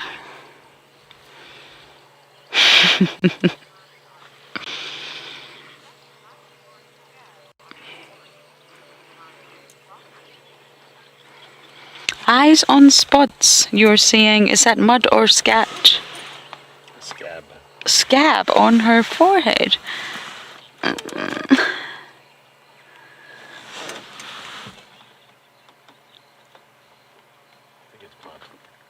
It's very tricky to tell. Scab? Davy thinks mud. I'm actually not sure. It's really tricky to tell. Hyenas often get wounds from all sorts of things. That's why looking at the likes of Indabelly and her perfect ears, it won't last. Look at Heart's ears. So I'm really not sure. Eyes on spots. Well spotted, but I don't know. You have got your eyes on the spots. I don't know if it's mud or a scab or a collection of both. They're not the most, well, hyenas don't bathe. This is more of a mud spa.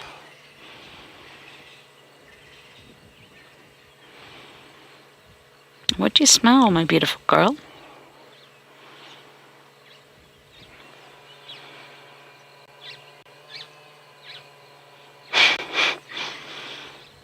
Is it us?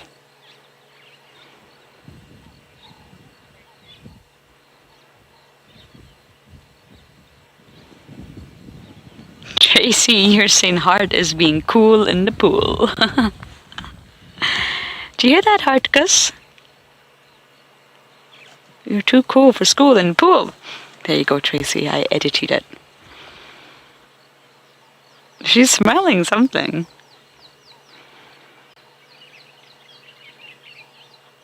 I can only smell elephant dung.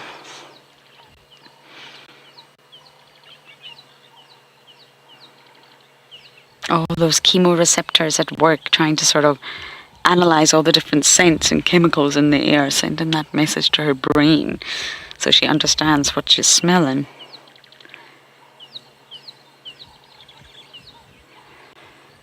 Okay, I'm going to sit here a little bit long with my scavenger, and I believe another scavenger has arrived at the scene with Tess.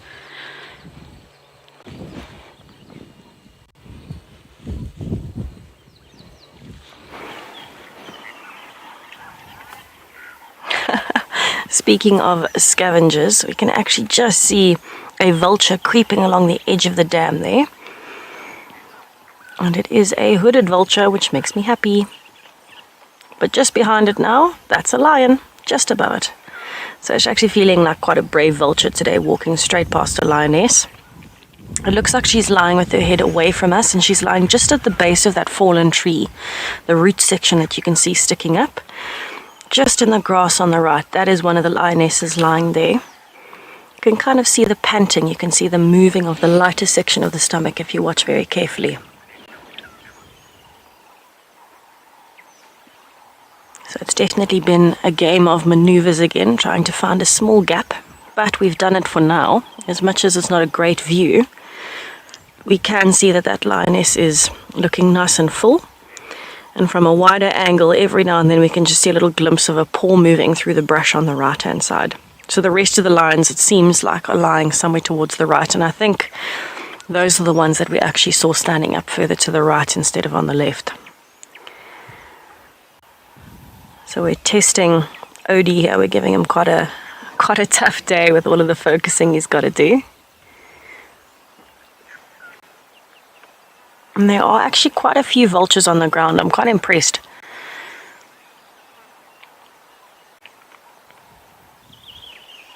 So So we're obviously looking for scraps. Remember also hooded vultures in particular will also feed off of the lion's scat directly. So as much as they're scouring the ground for any tidbits from the carcass, they would also eat any fresh lion poo, basically, lion scat. Still going to be very high in protein. And so they'll be looking for that as well. Just edging along the dam. So I'm hoping the other lionesses get up and move around a little bit. The breeze is picking up again and the sun has hidden behind the clouds. And so maybe the lions might start getting active again just now.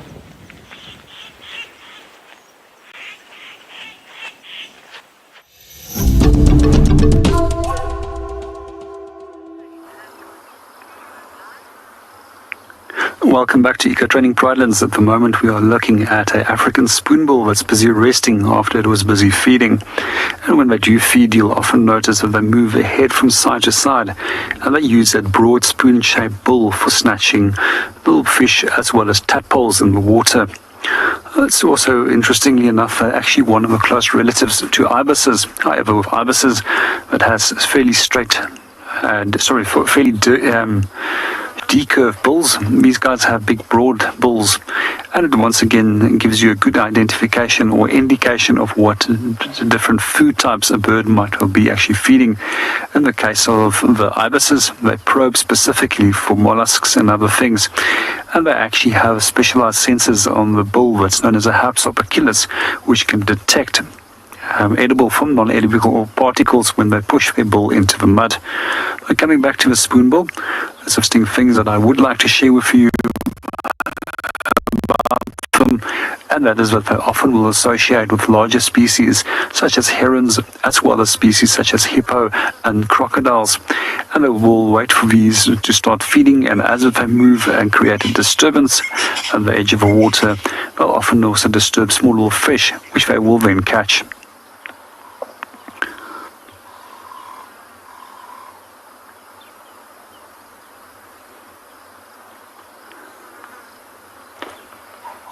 And meanwhile, let's watch our spoonbill and just see what other animals and birds come in to come and have a drink, as well as listen to the different sounds in the background.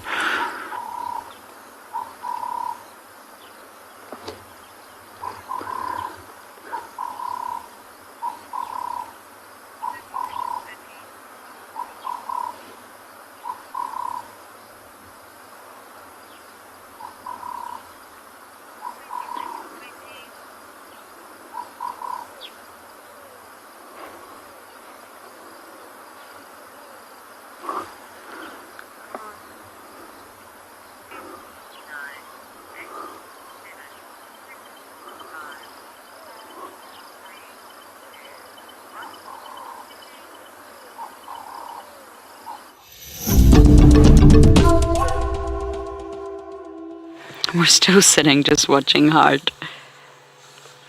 It's actually relaxing watching a hyena by water. They love water. You get some species that just really, really enjoy water.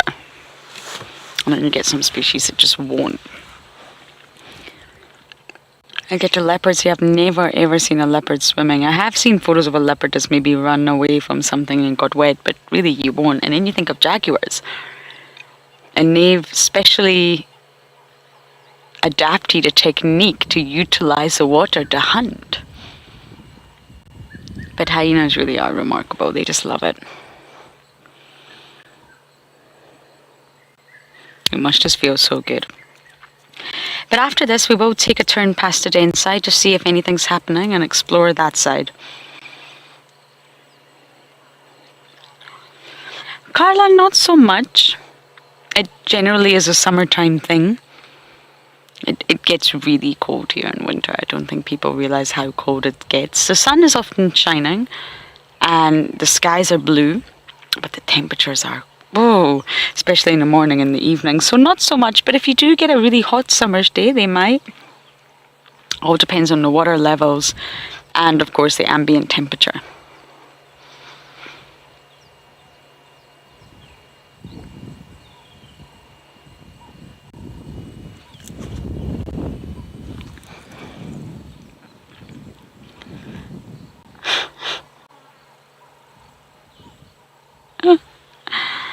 It's ridiculous how relaxed she looks. And this is Twin Dams. This is actually where I think it was Chris, if I'm not mistaken, had the sighting with Ribbon sort of running into the water to escape Corky and Hart and Gingarika, I think, in Ndebele, Swazi. That sort of encounter. It happened right here at Twin Dams. And of course, because the den is right next to Twin Dams, then it naturally makes sense that they utilize this dam the most, sorry.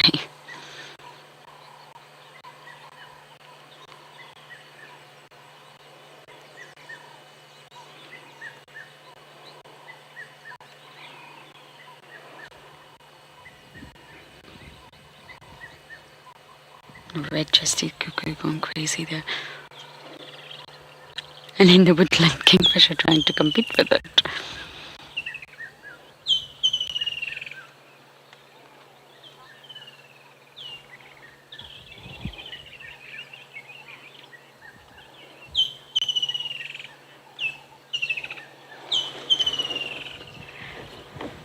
Tim, you were saying the next animal to come and drink at this jam is going to have some hyena pee. Tea, sorry. Tea. Hyena tea. Which probably does include pee. But yes, they definitely are. And that's why algae builds up on dams, and because animals do urinate and defecate inside the dams. And it's not just hyenas. Elephants, hippos, birds. All sorts of wonderful things are inside that dam, which causes a big build-up of microbes and bacteria. Hyena pee.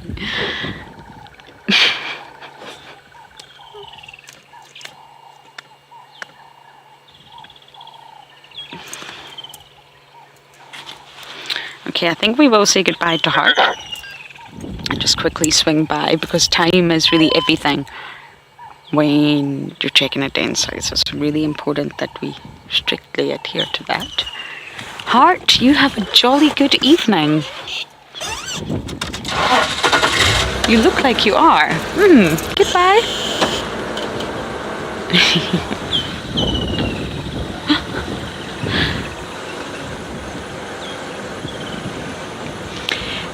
Ooh, big stretch. Judy, I don't actually know about Hart. Why she got the name Hart. Gwen is her mom, Soul was her brother, Hart and Soul, but I don't actually know how that came about, to be honest. If any of you do know, you're welcome to share it with me. But our Juma clan definitely do have some very interesting names between them all. Ribbon is for the ribbon, the sort of shape of the spots. But Corky, Hart. June is quite simple. Sure, I don't need to explain that one to you. But yes, I'm honestly not sure how Hart came about. I'm sure someone somewhere knows the answer to that question. But sadly, it's not me. But it's just nice to spend time with her. Really, I think we do see Hart, absolutely. But I haven't spent that much time with her. She's not a hyena that I've had long sightings with. Maybe only at the den last year. Oh, no, sorry, the year before that. I keep forgetting that we're in 2022.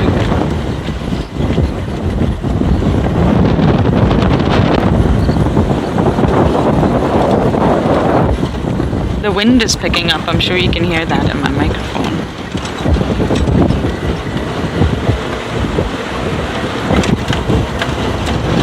And we're also going to pick up a bit of speed.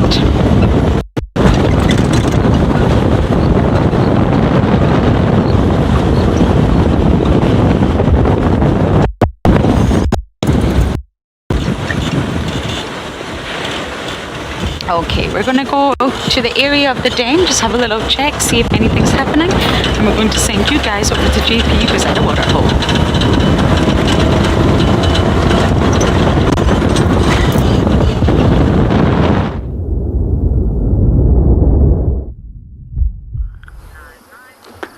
welcome back to Eco Training Pridelands. We're still at Ndlovu Dam. Reason why we came to take cover over here is we got caught in a rainstorm, and we think that we actually might have some more rain coming our way. So we're hoping for some animals to come over here, and at least at the same time we're quite close by to camp where we can quickly take our equipment in to dry in case there's another rainstorm that breaks out. So what we are going to do is we're just going to pan the camera around, share some of the images of the surrounding area with you.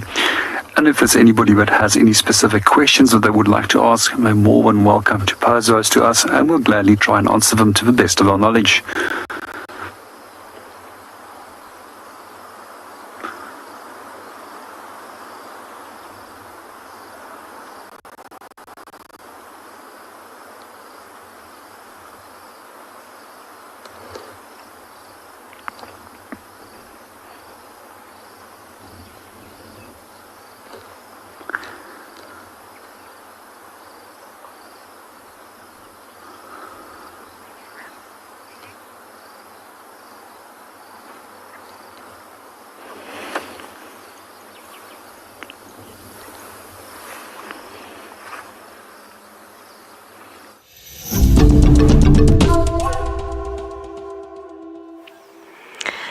So this lion has decided to turn onto its back, and you can really see the roundness and fullness of that belly.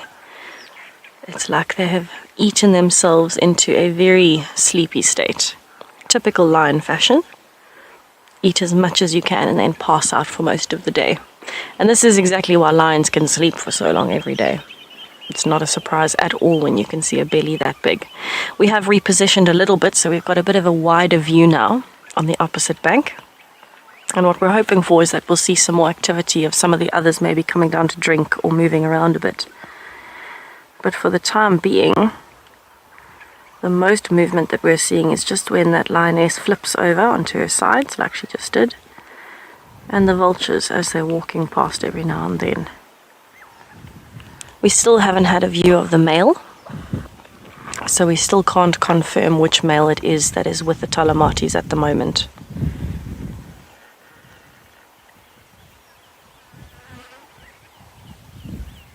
You can see there is still a vulture on the right hand side there, so it's almost as though the vultures at the moment are walking in amongst the lions looking for scraps while the lions are sleeping.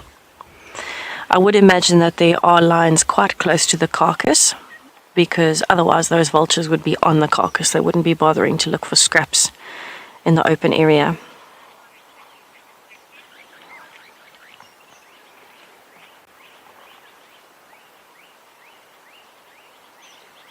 There are quite a few birds that are calling because there are thicker areas around the drainage lines here at the dam. I haven't heard anything unusual, if I can say that. But it is quite a peaceful scene regardless. It's nice and cool. The sun is hiding behind the clouds, so we're quite lucky. And I'm hoping that that's going to mean as the day wears on, the lions are going to move.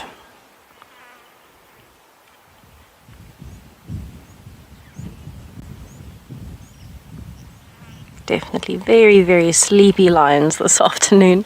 But at least we are still getting to see them, and she is looking in very good condition.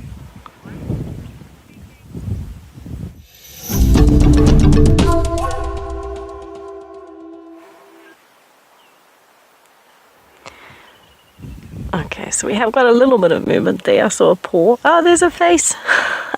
It's alive, everybody. So this lioness is kind of just switching from side to side. What's going to be happening is because the body uses so much energy to digest the protein in red meat, it's much more difficult to digest. It's more complex than plant material. With such big bellies, these lions are going to be panting away. They're going to be sweating, and their temperatures are going to be fairly high as their body is working through that. And that's exactly why lions spend so much of their time sleeping, especially once they've had a meal. They're going to use as little energy as possible so their body can process that protein. And so what she's been doing is every few minutes, as her skin is in contact with the ground, you'll find she's sweating on that side, and the breeze is keeping the other side cool on the top.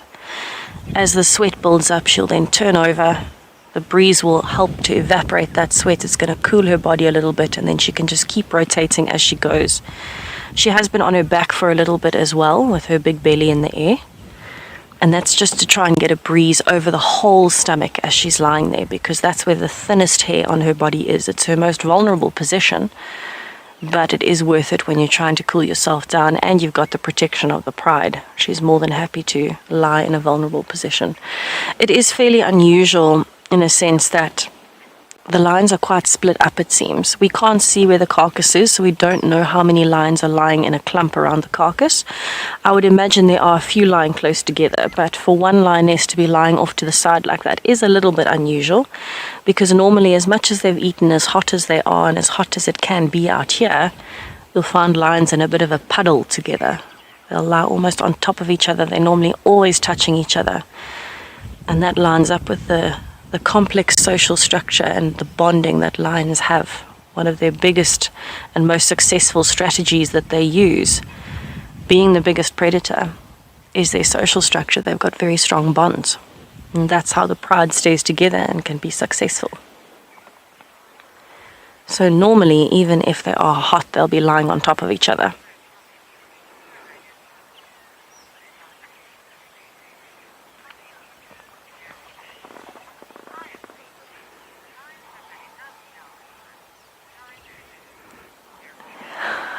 Geraldine, yes, I think it would be lovely if they started moving. I do feel like we're going to have a little bit of a patience game again this afternoon. It's not quite cool enough yet for them to be moving, but they certainly seem like they've had enough downtime. But I think if I'd eaten that much red meat, we call it the meat sweats in South Africa. There you can see a touch of line. When you've eaten so much red meat that your body is just feeling very fatigued, I would also be sleeping. But I do hope they get up soon and start moving. Even if they just come down to the water's edge a little bit and drink, to see them moving means we can get a really good idea of which lioness it might be, or which sub-adult, which male, but also the general condition. It's always nice to have an update on what they're looking like, how they're walking. Oh my goodness, look at that. Belly in the air, nose up. It really is a lion's world. So that's the vulnerable position I was talking about. You can imagine, as much as she looks like she's a big balloon and she won't be able to get up quickly, she can get up very quickly and move at lightning speed if she needs to. But it is a vulnerable position because that's where all of her vital organs are, except for the brain. And so if something was to sneak up on her, if she was snoring away happily, and something snuck up on her, the stomach is very exposed and vulnerable in that position. But with the pride close by, there's a very good chance that they'll see, hear, or smell something coming long before it gets there. But they really don't seem too concerned about it, as much as we're aware of it, and they definitely are as well. They really don't seem too concerned. They're all relaxing and enjoying the breeze. I think it is a blessing for them that the clouds are building up, because we haven't had direct sunlight the whole time that we've been sitting here. If it was very sunny, they would be moving towards the guari thickets, trying to find some shade. So I'm sure that in the heat of the day they did actually do that. They would have moved off into those thickets that you can see behind. That's the best shade that they'll find here. And then as it got cooler, they came down to the water to drink and then just flopped down in the grass in very typical lion fashion, when you can kind of, it looks like it's going to go in slow motion and they just collapse in a heap. It's quite deceiving as well. You can see a lot of blue sky in that direction, but the sun is behind us and there's a massive cloud bank building on that side. I'm sure the lions are appreciating it a lot.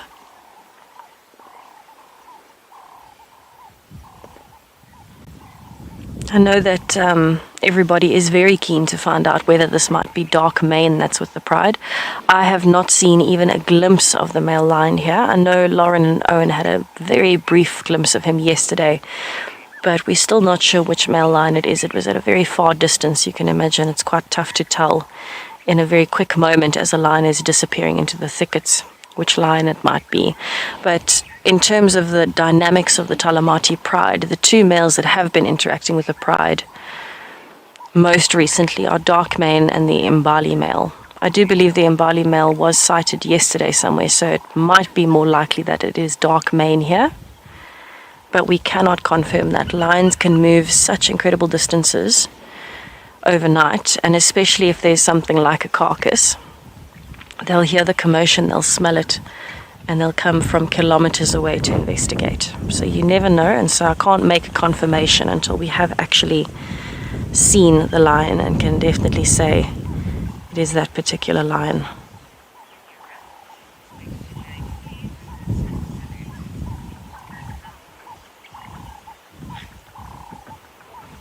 So it is looking very peaceful here. We can't see much of the dam from where we are, so we're quite limited in what we can view at the moment. But hopefully the lions will get up and start coming down to the water hole at some point during the afternoon. We'll play the patience game for now. But speaking of water holes and peaceful scenes, let's head over to JP, who has got a saddle-billed stork at his own water hole.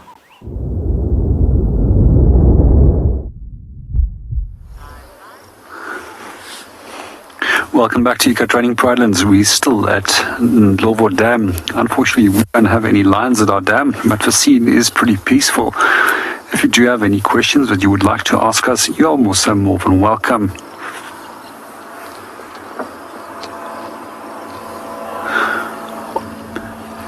We're still with our African spoonbill that we saw a little bit earlier. For those of you that might have just joined us, one of the interesting things that I do find about them is that they often feed in association of hippo as well as crocs. And the reason why they do that is these animals will disturb smaller things like fish, which they will then snap up with a spoon-shaped bill.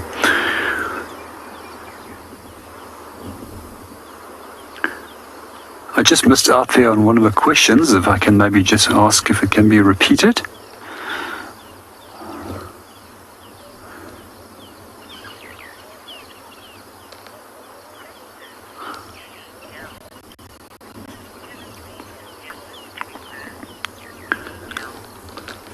Good afternoon, Eligal, and welcome to the show. And with your question, have I ever seen an elephant giving birth?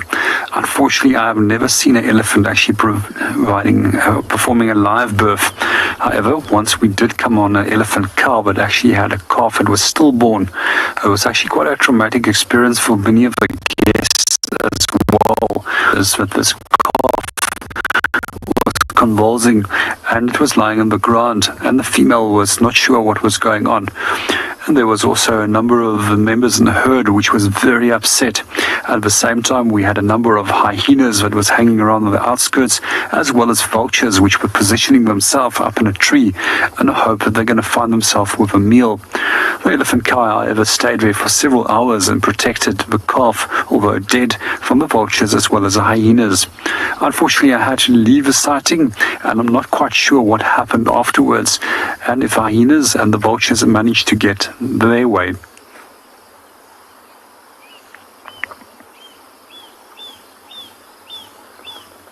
But hopefully that will be one of the things that I can see very soon. Among that are the birth of a giraffe calf. That's something that I really would love to see.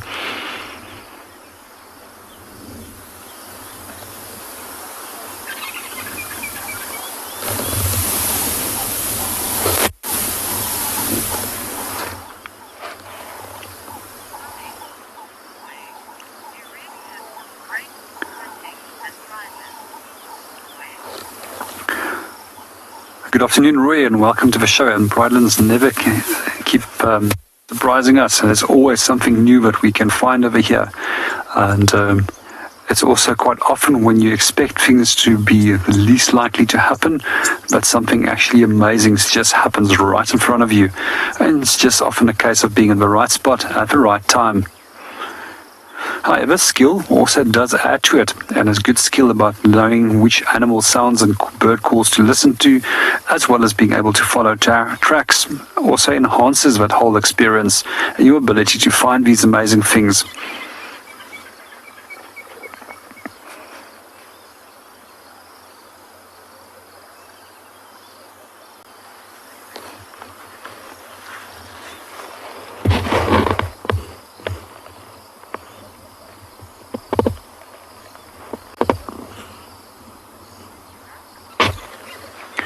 Well, we're going to hang around here a little bit longer and hope that there's something coming in for a quick drink.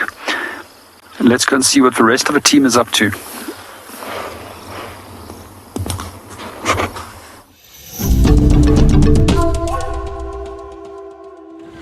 We're just bumbling as the sun is going down. It's actually really pleasant. Not that there's been that much sunshine today, but it's a really lovely bumble. Sun is at that tricky height where it's right in my eyes, but still it's nice light. It casts a nice sort of light onto the vegetation.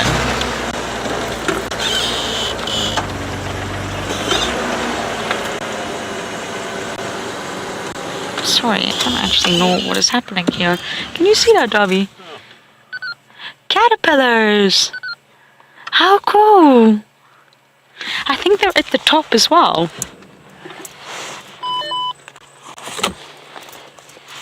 I don't know what species this is, but this is very cool. Let's just sit and watch them for a while. I think there's a big collection of them at the top, but I can't see very well.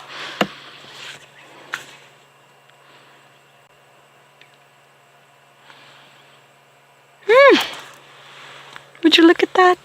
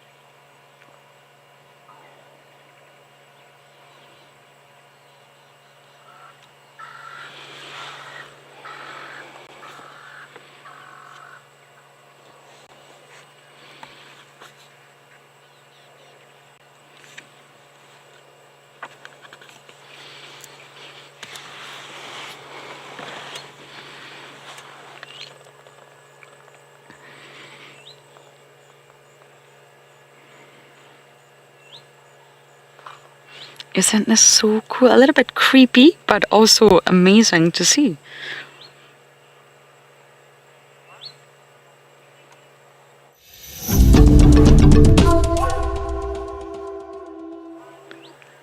This is such an amazing find. I don't actually know how I spotted them.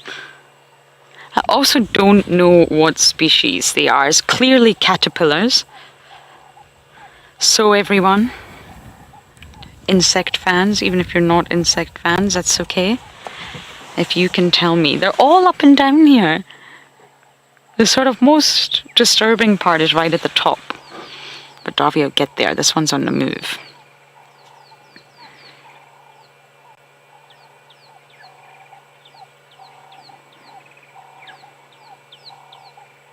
Oh, we're all on the move. Okay.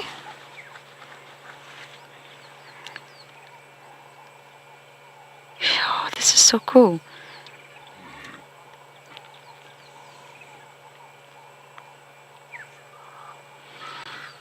You see how they're moving there? Although insects have 6 legs, arachnids 8, we know that.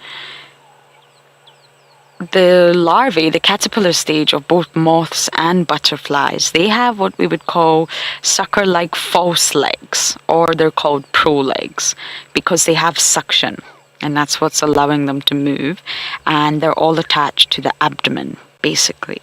So they're not great at moving. They're more like clingers, to be honest. And they're not the looper caterpillars. These particular caterpillars should have 5 pairs of abdominal legs, if you like, and another set right at the back.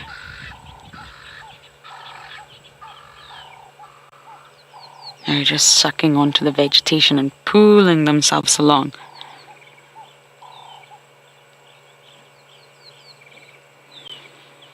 Now, this is achieved by muscle power, whereas a looper caterpillar, they achieve this hydraulically.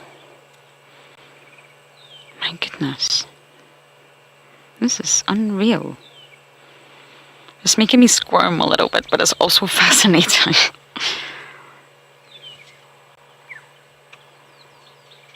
Wriggly worms that are wearing pajamas.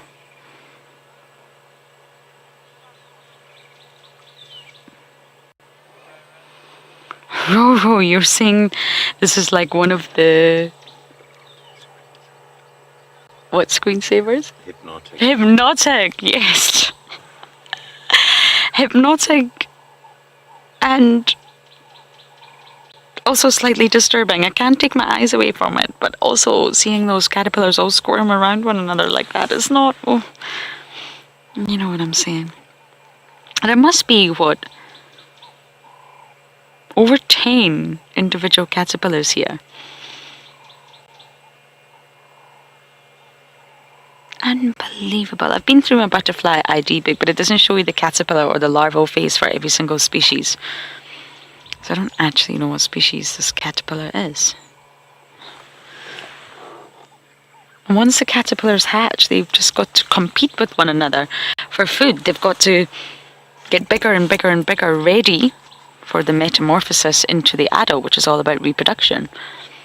At this point in time, it's just all about getting bigger and fatter and stronger.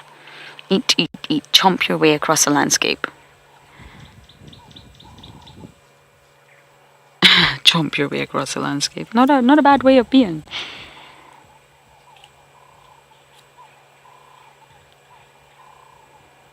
And why? Why would insects have that?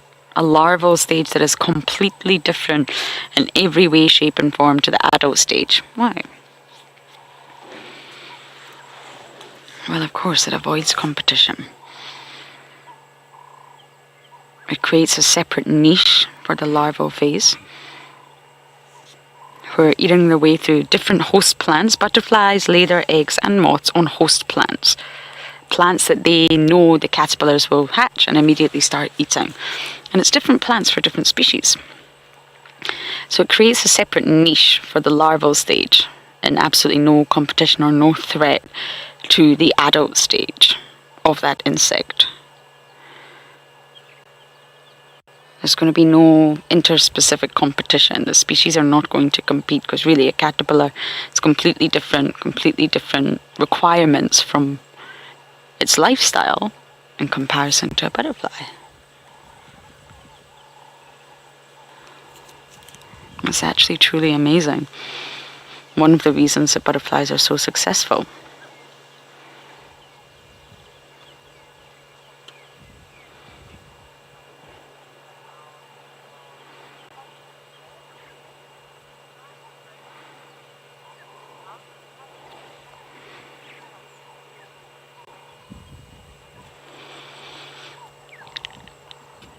Gail, you're saying they're trying to break the world record to see how many caterpillars they can fit in here before the sort of stalk of this plant breaks. Very good point. I wonder how many. It is already starting to gently bend ever so slightly at the top there. It's just... I don't know if I've ever seen this before like this. I think I'll hop out in just a moment and take a photo. I like to catalogue everything that I see.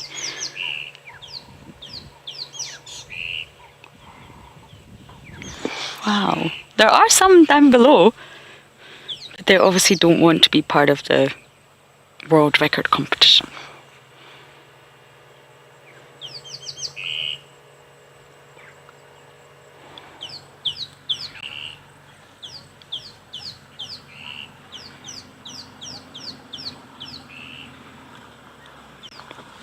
I'm gonna have to probably pull over here. This road has all of a sudden got very busy. I do wonder why. Okay, I'm gonna pull over right next to it because I want to take a photo of this fantastic sighting. But there is another...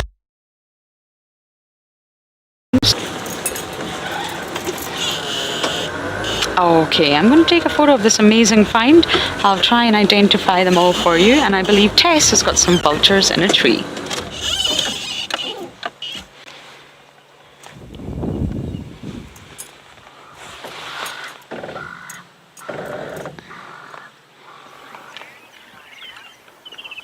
It sounds like a lot of fun.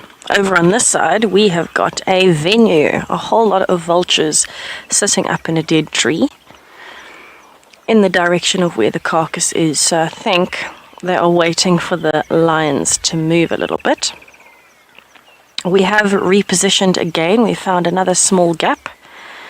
And we can actually see the lions that were lying further to the right now. And it looks like it's two sub-adults. The one on the right that you can't see so well is a sub-adult female. Very big belly. And the one on the left with the leg in the air is actually a sub-adult male. And the way that they're lying, they've kind of just been flipping themselves a little bit again every few minutes, moving around a bit. They did hear something earlier and they both sat up and then very promptly went back to sleep. So they were looking in the direction of the carcass, likely that maybe one of the other lions started feeding or chased a vulture or something like that, and it caught their attention. But it was quite an entertaining few minutes while we were trying to determine which two lions these were, because from this distance we can't really see them clearly. And so we've been trying to use the digital zoom and trying to use binoculars to try and determine, oh, there's one walking on the right. And gotten out of the frame. I've been trying to determine whether they were male or female. But if you look closely on that one on the left, you can see a slightly darker patch just below the ear. That's the top of the mohawk where the mane is starting. And as he lifted his leg and his tail, then we could finally see that he has got testes. Oh, I saw a tail flick on the right there as well. So the rest of the pride must be down on the right there, just behind those thickets. And I'm wondering if they're starting to move a little bit now because it's getting cooler. So what we are actually wanting to do is just now, once we've spent a few minutes here, we want to go back up to the other side and just see that we're not missing anything. We have got quite a limited field of view where we are at the moment. Oh, roll. And so what that means is we can only see a very small section on the opposite side of the dam. And so we can't see anything that's happening behind the bushes. But if we go up to the other side, we can have a look over the open grass section and just see if any of the lions have moved in position, and we can actually view them from that side. So it's a bit of a patience game on our side, trying to reposition every little while just to make sure that we've got a better idea of the bigger picture and not just focusing on something small. That can often limit your sightings and what you think is happening with information. We're going to stay here for a little bit longer. I think we want to see where that other lioness is moving to, so we might move around to the other side soon. And while we do that, we'll head over to JP, who's found himself some stripes.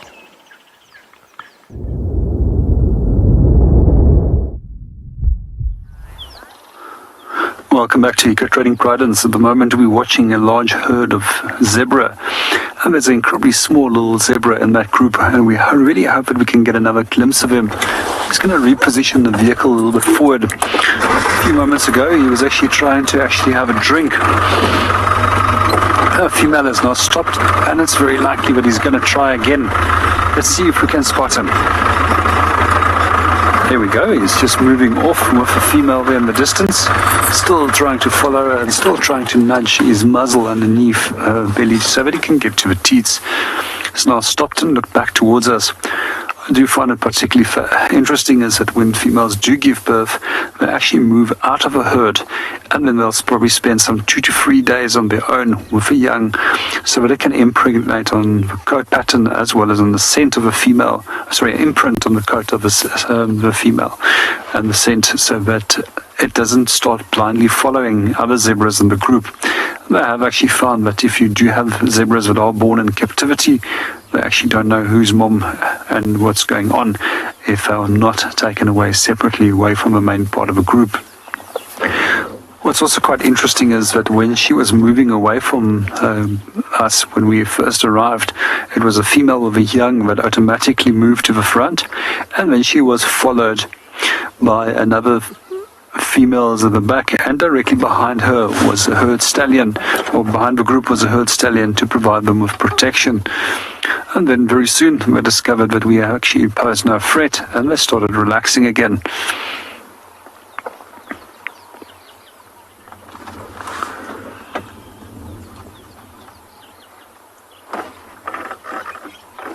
just want to reposition the vehicle again and see if we can get a better view on our zebras. There's also a large group of impalas that are feeding in association with them.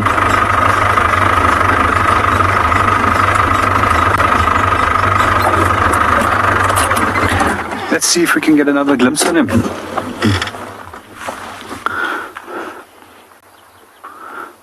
Oh, unfortunately, they're now started all moving into the thicker vegetation. So remember, there was a viewer that just also asked a question, and as that the engine started, I actually didn't hear the question that was asked.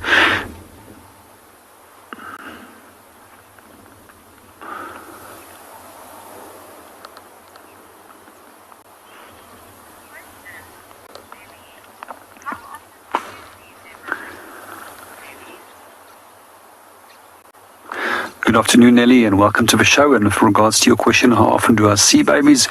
They pretty much are all born in this time of the year. What we do find is that they've got a very long gestation period of approximately some 360 days. And these mares will also very quickly fall pregnant directly after this again. And roughly next year by this time, they'll drop the next young little zebra again.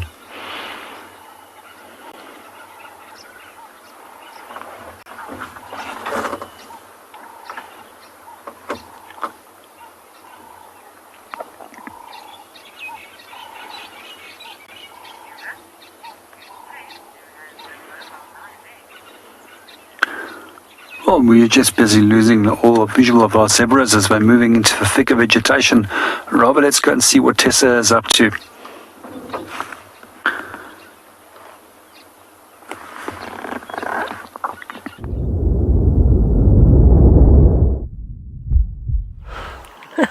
Seems like we have a similar situation happening over here. We've got a lion. You can see its ears flicking and the face moving a bit.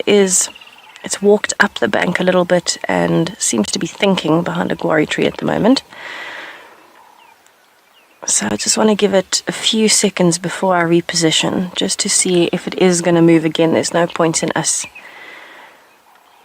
moving and then we can't end up actually seeing that line. So there are a few more lying flat in the grass along here, but they are very, very tough to see. That line is still standing there. Let me try and reverse a little bit. See if we can change that angle. So it's definitely a game of patience over here.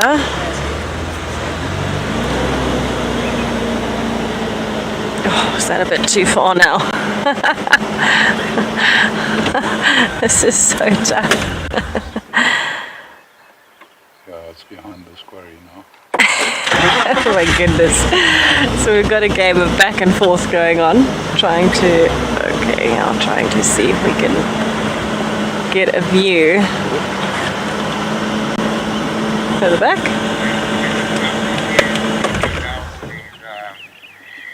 Oh, I can just see a little bit.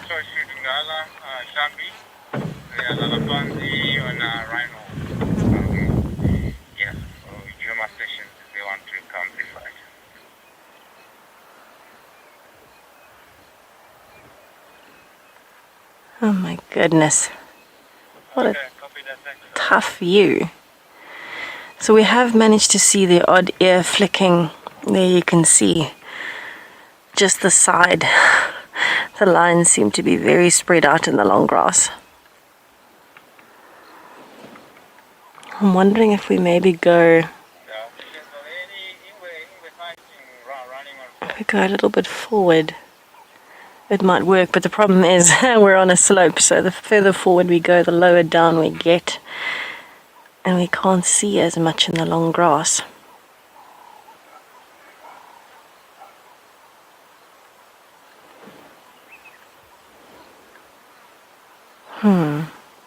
Talamatis are definitely giving us our work today. They are making us move around like crazy just to get a view. I'm going to try my best to try and reposition a little bit again, and I'll see what we can do to get you a visual.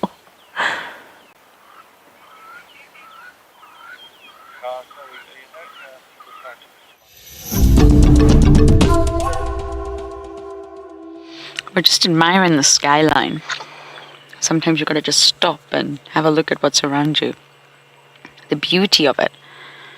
And we're in a bit of a drainage line, and the birds are just,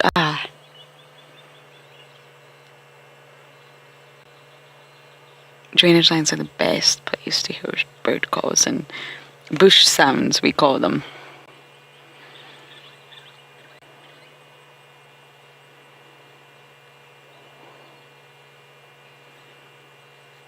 So let's just sit here together and listen.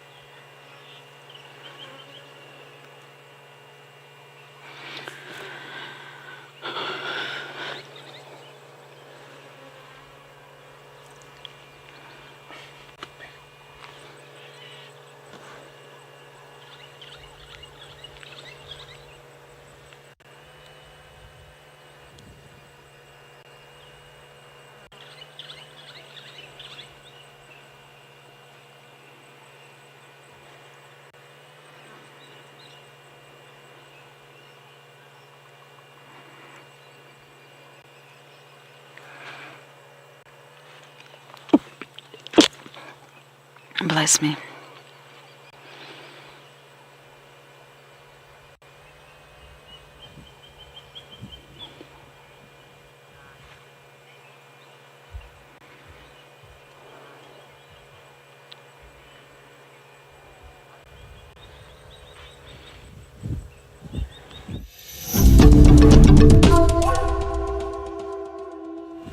We had just checked the drainage system then, but no such luck. I mean, the cups could easily be there. So could Tlalamba actually. But we don't have any sort of view. But it's worth checking. I know that everyone in the area, excuse me, also watches our drives, and they also want to come and check. So at least now we know there's sort of no activity.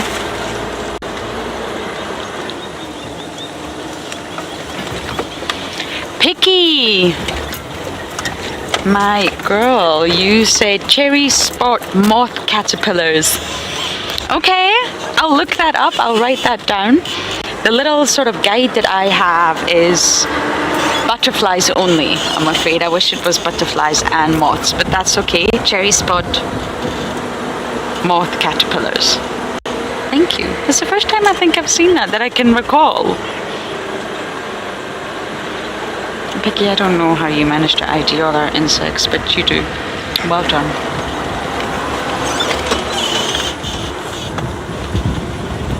It was just such a beautiful find. A caterpillar party. Okay, I'm currently thinking where to go now. Darby, where would you like to go? Buffalo's Dam. Really? Yeah. Okay.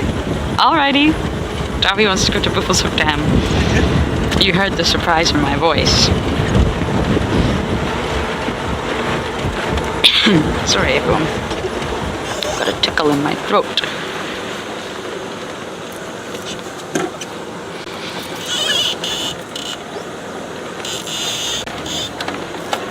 And you know, we may not see Tlalamba again for a number of days.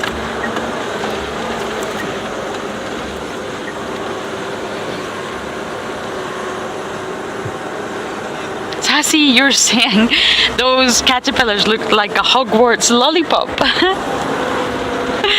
No, I don't want to think of them as a lollipop. Oh, now that really gives me the heebie-jeebies. But yes, I see where you're going with that. Hogwarts.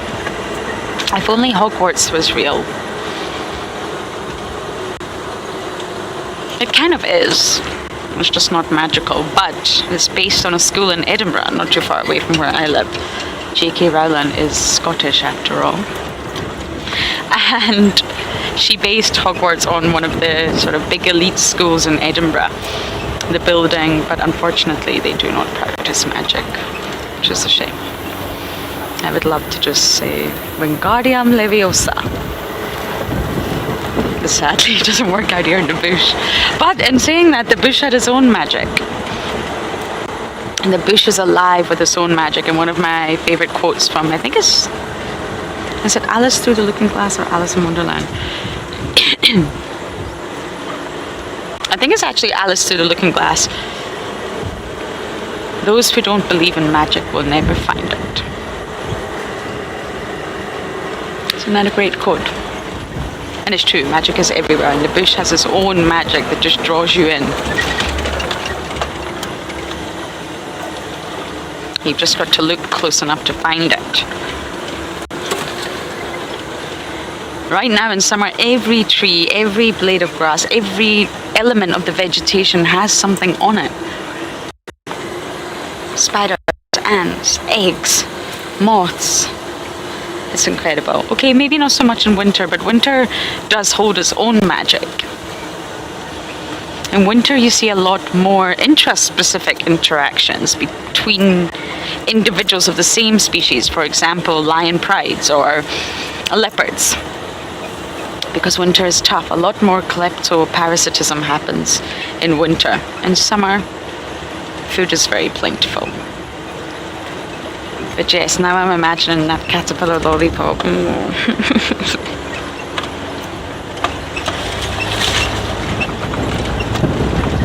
I wonder if they've just hatched, or why they were all on that one blade. You also get a lot of caterpillars that can cannibalize their siblings.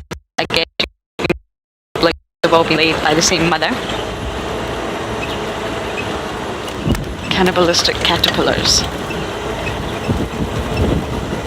And it's that drive to get rid of your siblings, similar to some birds, so that you can reap all the benefits. But not all caterpillars do that, for sure.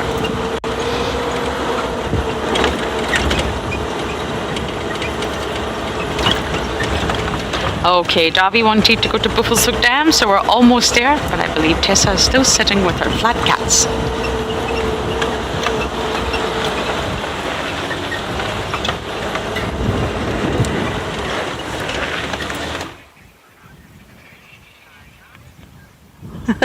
Certainly sounds like an interesting looking caterpillar. My gosh. So we've repositioned and repositioned again. We're back in our little window that we've got into the other side of the dam. And it looks like the sub-adult male is slowly waking up. He's got his head up. You can see the dark area around his head where his mane is. And he definitely looks like he's gotten bigger since the last time I saw him, because the last time I saw the Tolamates, their manes weren't as long in the sub-adults. So it is a little bit tricky because of the breeze. The branches closest to us are obviously moving quite a lot, which is what you can see kind of coming over his face every now and then. So it's a game of patience again. As much as we're sitting here and we can see him, I know every now and then the view changes, but it is at least showing you the nice breeze that he is using to cool down. And part of the reason as well why camouflage works, usually it's the line that's moving, not the bushes, but it's the same concept. So it is nice to see it in action from a slightly different perspective for a change. So we were having a look at him earlier. He has eaten quite a lot. He's got very dark hair on his back legs, and for a long time we were looking and looking and looking, trying to figure out if he had some blood on his back legs, but it's actually just very dark grey hair. He's quite a dark male.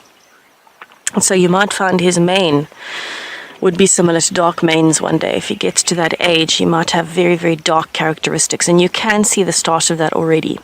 The fact that his mane, as much as it's starting to grow, is already so dark and noticeable from a distance shows us that he's got those dark genes in him.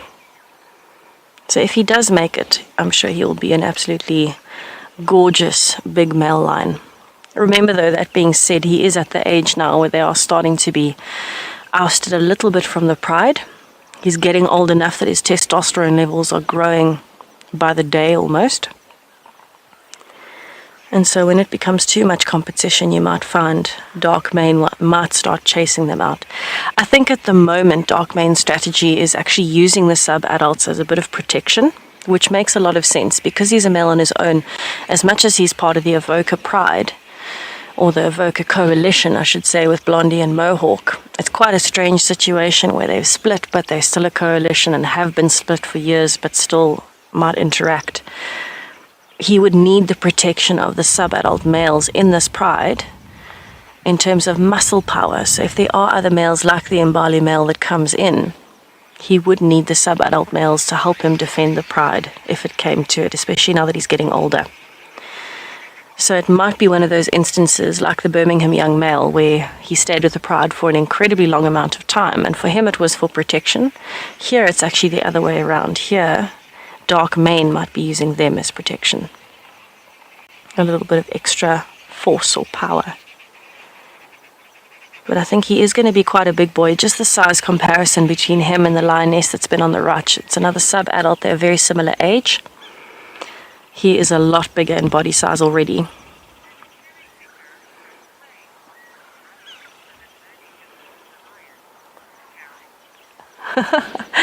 Carol, that's actually not a bad idea, putting a crane on the back or some form of cherry picker so that we can get a little bit higher. We've been trying so hard to find a higher point, and just about the only one that we can find is very far away, so we wouldn't really even be able to see any characteristics on the lines from that distance. They certainly, oh, nice big yawn, giving us a bit of a challenge this afternoon, testing our skills. But it is also, I feel like it's quite refreshing to have to do this, to get a sighting, to maneuver, to have to find the gaps, to work really hard. It's actually a very good thing because it shows you and it reminds you how wild it is out here, how unpredictable it is. And this is nature. We can't control what the lions are doing. We can't bring them closer. We can't make them get up and move. We've just got to appreciate these are wild lions. This is their normal behavior, and it just kind of reinforces it. It helps you practice your patience, but also helps you practice, actually putting all of those characteristics and traits and the knowledge that you have, putting it to use and understanding that things are difficult out here. We're not always going to be able to get sightings right next to the vehicle, unfortunately. But it's a good thing, like I said, it makes us practice. And it certainly is giving Owen quite a challenge for us to find these small gaps. If Rusty moves a few centimeters forward, because of the distance we're filming at, the whole frame shifts and you just can't see them anymore. It's quite crazy. Get me a jetpack. A jetpack. Owen wants a jetpack. I think that's a good idea. I think that's a very good idea. Maybe we should try and find some form of cushioning that we can prop the camera up on. Or if you're willing to, Owen, maybe you can hold the camera and stand and try not to breathe too much at that distance. Any little movement is going to make the lion shake like crazy.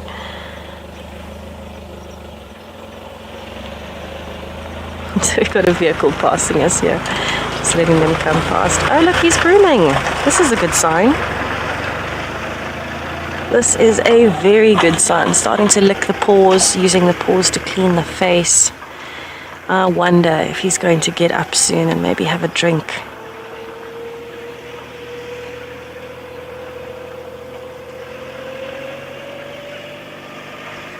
So it definitely looks like the sub-adult lioness is not having any of this energy that's going on. She is not interested in grooming at this point. From where we are, we actually... nice roll. We can't see the other lioness that was lying at the base of that fallen tree. But we did have a glimpse, and it looks like she is still very relaxed. So I don't think she's moved yet.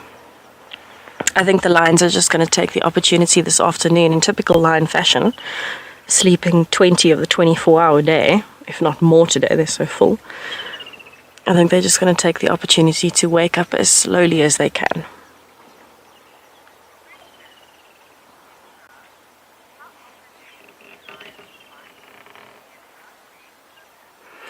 Petra, we don't actually see lions fighting that often. Sometimes we get very lucky and we have, a dust flying kind of sighting where there's just commotion. But Animals, remember, will do anything and everything that they can to avoid conflict. Because if you are having a fight, there's a chance you're going to get injured. There's a chance you could even get killed. And so what all lions will try and do, what all leopards, wild dogs, hyenas, all of them will try and avoid conflict as much as possible. And part of that is the territorial scent marking, roaring, sticking with the pride. If they advertise that they are here, it should deter other lions, especially with the sub-adult males getting older. There'll be the scent of more males that are bigger, and so hopefully other males won't be coming in to push the territory. But that being said, dark mane is getting to that age where we have had some incidents. The Mbali male, when I was here last time, coming in to try and push him out. So it is going to happen. It is completely inevitable in every species that at some point there has to be an overthrow.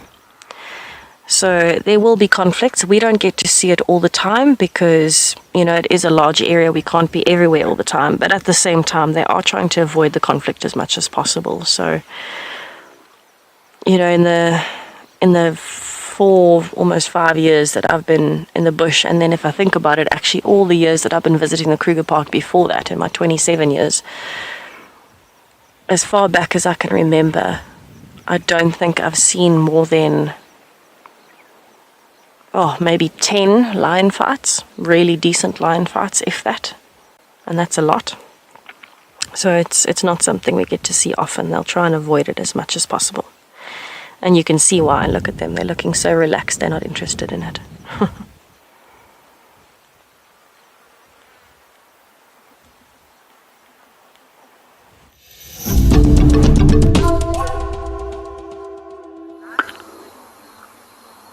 Welcome back to Pridelands. We decided to make our way over to Leopard Dam to go and see if there's any action on this side. However, it's quite quiet at the moment.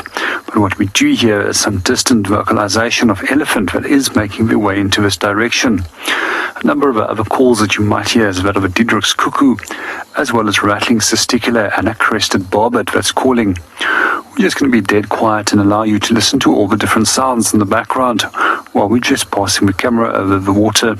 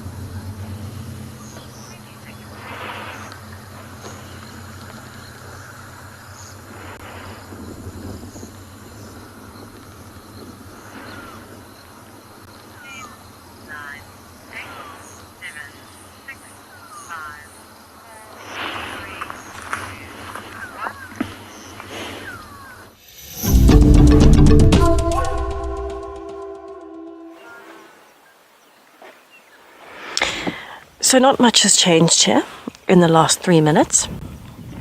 Our lions are still flat sleeping, and it looks like the sub-adult male used way too much energy grooming himself, and now he's flat again and in a nice cat nap position. Where we are, we can't see any movement of any of the others. I do think they're in a puddle just behind those bushes to the right. But it's that weird time now where you don't want to really leave in case you miss some of the action, but at the same time, they are so full that I think the only thing they'll do this afternoon is maybe head down to the water for a drink and then flop back down to sleep somewhere close to the carcass. So either way, I don't think we're going to get a lot of action. So oh, hello. As I said that, he decided to challenge me on it. Yeah, he's definitely going to have a very dark mane. Look at that. Ah, he's getting up. Yay. Hello, boy. Oh, he's going to drink.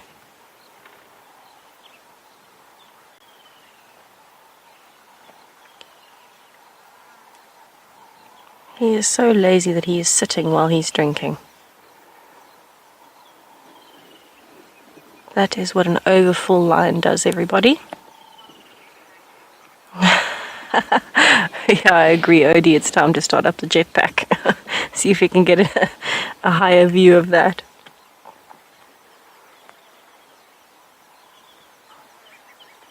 So as much as he looks like he's living a very simple, happy, full life, just try and put yourself into this male lion's shoes. He's a young male. He's worked very hard just to get to this point. Remember, most lion cubs do not make it to 2 years old. And he's a male going out into the world full of dominant males that would want to kill him. I would also stay with the pride if I was him, for a little while longer at least.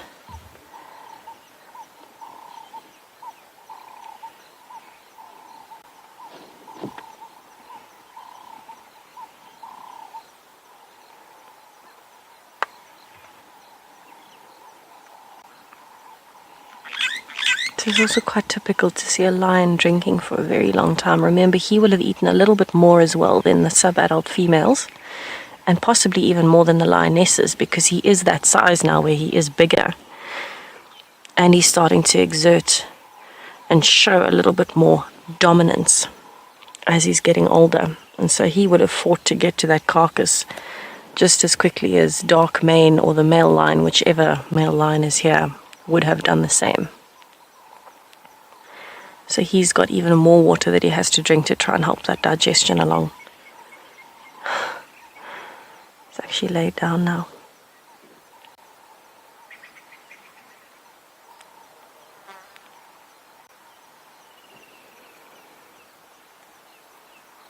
So the angles are so tight at the moment, I'm tempted to move back just a smidgen, but it changes the angle so much that you almost actually won't be able to see him at all. As much as it looks like there's a gap there from the distance we're filming at it, I think it would almost completely cover him. He is looking really nice and healthy, I can say that. We can't see any really obvious marks on his body or anything like that. He's in very good condition, can't see any of his bones sticking out, so he's looking like a really strapping, strong, healthy young male.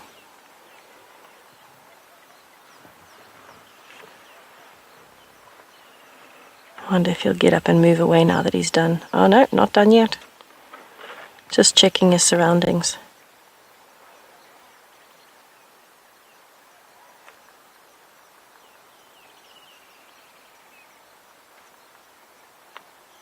It's actually so quiet. There are hardly even any birds calling.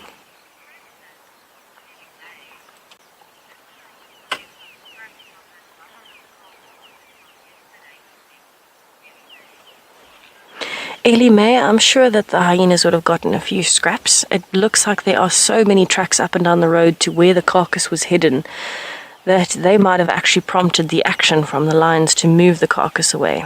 In my mind, look how dark his back legs are. He looked like he had a little bit of a limp there, but I think he's just got a dead leg. In my mind, what would have happened was the lions were so relaxed further away from the carcass that when the hyenas started coming, because by the time we finished up last night, the hyenas were already headed this way. They weren't far away. They might have smelt the carcass, come straight here, and with the commotion of the hyenas getting to the carcass and starting to feed, the lions would have come racing in and chased them off, and then pulled the carcass away from them down towards the dam in an open area where they can see the hyenas coming from further away. So I'm pretty sure the hyenas actually prompted the lions to move the carcass and start feeding. So they would have gotten a little bit in, hopefully, before the lions came rushing in. At the same time, you never know, they might have collected a scrap somewhere, maybe gotten something like a leg here or there. And remember, they also got most of the previous carcass. So it sounds like the lions actually lost the previous buffalo carcass, so not last night's one, but the one yesterday morning and the night before. The hyenas and vultures got quite a lot of that. So inevitably, there's always going to be other animals that can get parts of any kill that a predator makes.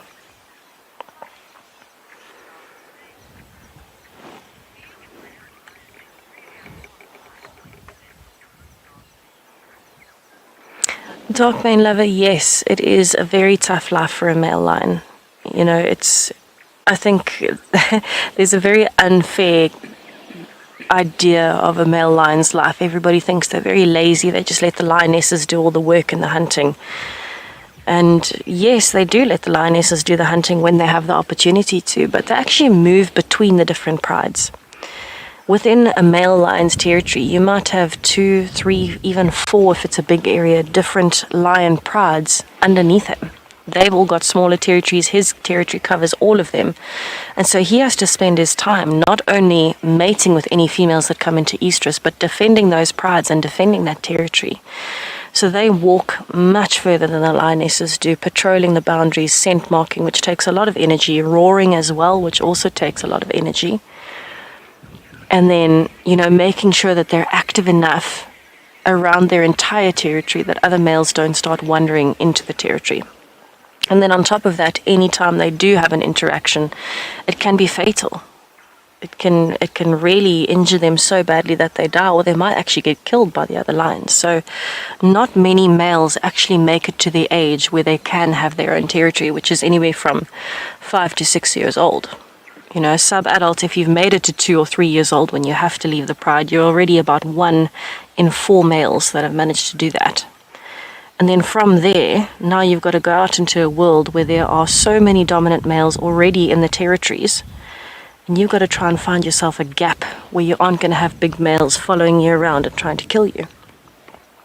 And only when you get big enough to actually fight them and take them on at 5 or so years old, will you then have the chance to have your own territory and mate. And even then, now you've signed up for defending the territory from new males that are trying to come in.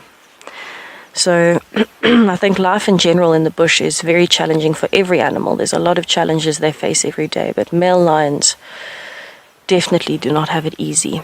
I think they've got one of the toughest jobs out here and the toughest lives. What can you see, Owen?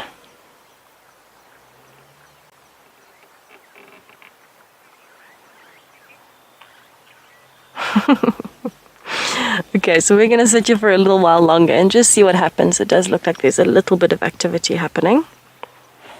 And a few of the lions maybe just behind those bushes that are starting to move.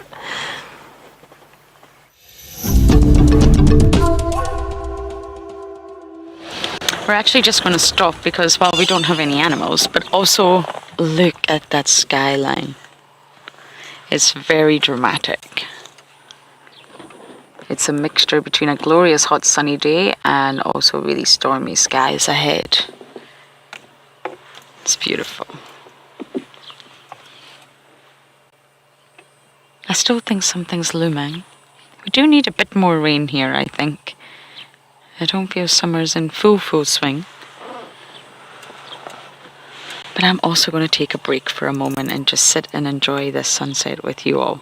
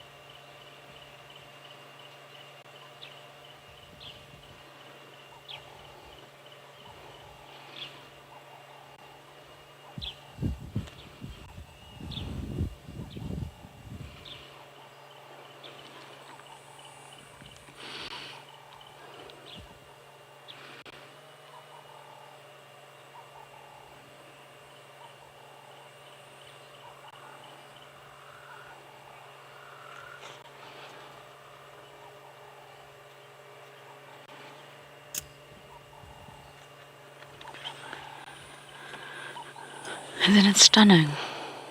It's going to be a very dramatic sunset.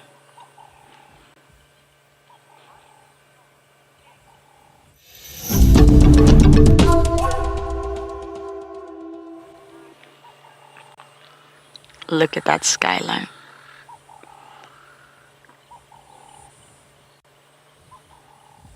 It's really stunning. We're on our way to Chitwa on Cheetah Cut Line. Chitwa for sunset. Seeing all the tracks of Miss Tlalamba, reminiscing of last night. What a lucky sighting that was. My luck has run out. I've not been too productive really, other than seeing Heart and Mini Heartbeat. I haven't really picked up on anything else. The other day when I was following Tlalamba's tracks, there was a male leopard going the other way. But naturally I followed Tlalamba's. I wonder which male leopard it is.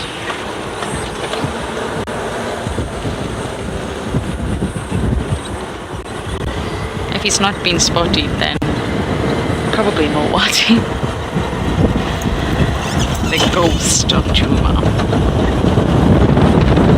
A very successful ghost at that. Look at those clouds.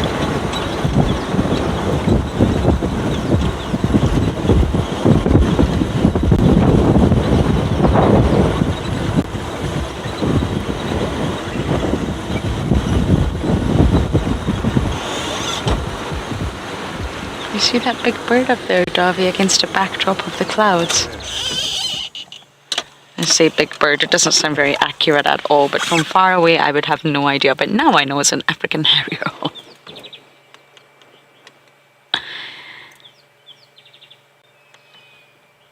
Is it calling? You're calling.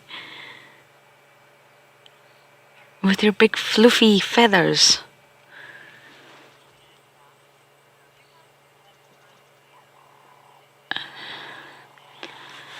Oh, Bianca, we do. We really do. There's nothing quite like the sunsets I have experienced in my time in Africa.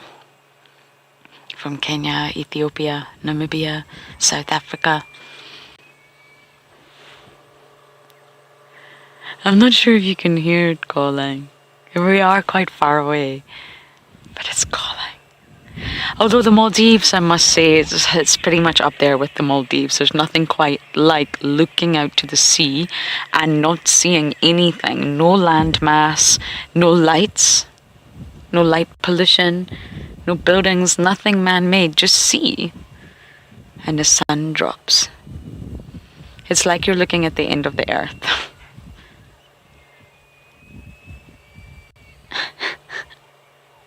We hear you. That is obviously a magnificent sunset as well, especially when you're on a boat.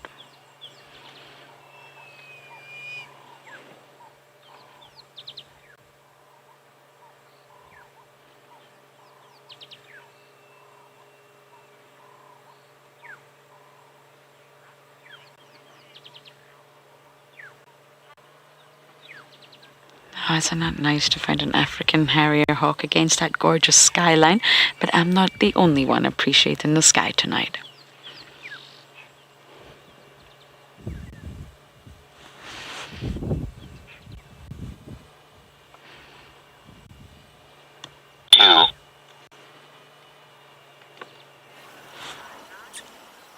Agreed, definitely not the only one appreciating a beautiful sunset. So the clouds in particular, the way they're catching the light, I think it's so different because you can see how much bright light is coming through on the right and then the cloud bank coming in on the left. And the clouds, just the bottom layer, catching a bit of that light and spreading. I think it's going to be a lovely evening. If the breeze stays here especially, it's going to be a nice cool evening. And it will just keep scattering those clouds a little bit. And I think as the sun goes down more and more, we're going to get more of those pretty colors with the pinks and the oranges. We are actually still sitting where we were with the lions. We have kind of repositioned a little bit. So we've gone a little bit further forward. We tried a bit further back. Now we're going forward again. And what we've actually got is some of the lines have repositioned. Now look at the size of this gap we're working through, everybody. How impressive is Owen's camera work? Trying to get a view of all of the lines. It seems like they are moving around a little bit. They're repositioning closer to the water and then flopping down again to sleep. We have also noticed, oh, there's one walking towards them there, Odie. There's one walking towards them from the right. We've noticed a few more from the right-hand side that have been coming through.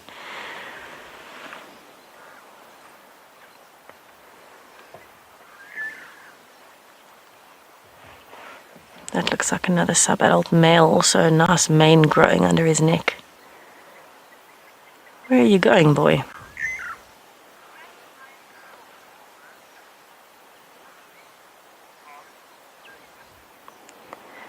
Bob, yes, they can definitely roar with such full stomachs. It's actually quite interesting. A few times now I've seen lions of very full bellies like this that actually are so lazy that when one starts roaring properly, they actually join in but still lying flat on their sides. It just takes too much energy sometimes if you've eaten too much, but they will still roar. But particularly the males will do their best to advertise that they are here, and they will roar no matter what their condition is. So it can be quite entertaining actually, because you'll hear this impressive roaring, and when you have a look, they're actually lying flat on their sides, very lazily roaring on the side like that. But it seems that this is the pose to be in. If you're a lion, you've got to lie half on your side, half on your back, one paw in the air, stomach exposed, and preferably close to somebody else. They do look incredibly comfortable. I'm not sure where that young male went. We don't have a view at all of that side, other than some very small gaps there.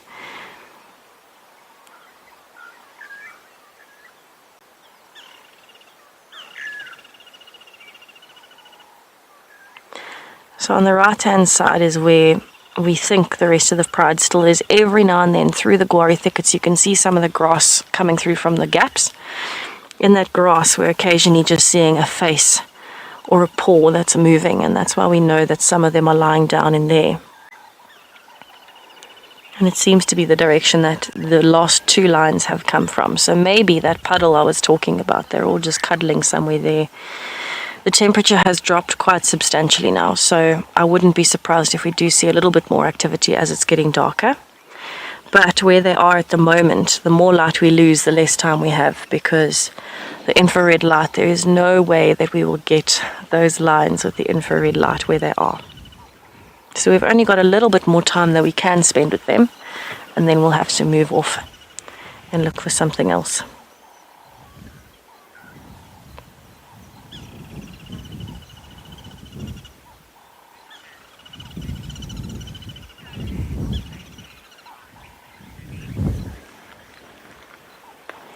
Billy, I'm actually not sure if Scarface is still alive. I've never met Scarface. Owen, do you know if there's been an update on Scarface at all? No. No, we're not sure about Scarface, I'm sorry. I think maybe Lauren would know. She's in contact with quite a lot of the guides over the years she's been working with. Maybe she'll know whether Scarface is still alive.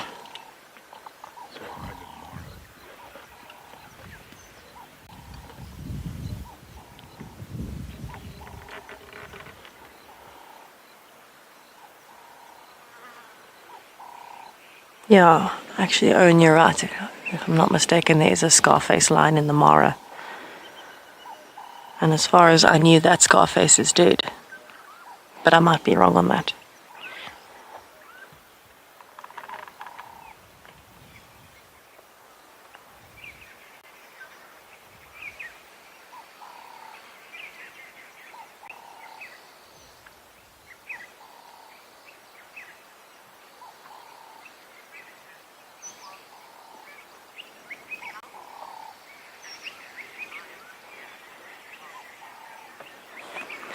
Arctic Circle, naturally lions actually used to occur almost everywhere in Africa, but if you're looking at how far north you'd find lions, I think probably the northernmost point would be somewhere along East Africa, I'm guessing. Maybe a little higher, yeah. Yes, so there's different lion species all over the world, different types of lions, mountain lions and things like that. But the lions that we know, I mean, I don't think you'd find them right on the northern coast of Africa, but they used to occur naturally everywhere. They've been hunted out and they've also been moved out of areas with climate change and the prey populations moving. But the northernmost point, I don't know the exact location, but I wouldn't think too much further north than East Africa. When I say East Africa, I'm meaning Kenya, Tanzania, that area. But I can find out if there is an exact answer, and we can always let you know, Arctic Circle.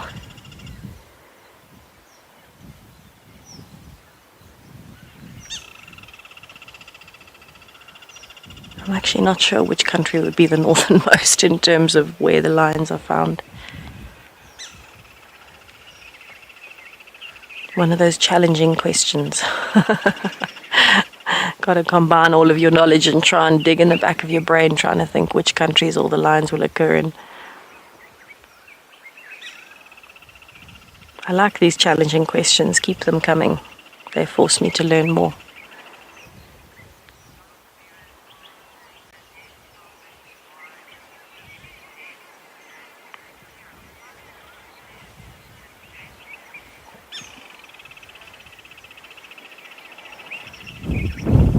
Pantheropardus and all the viewers, thank you for confirming. I was wondering if I was going crazy about Scarface being dead in East Africa.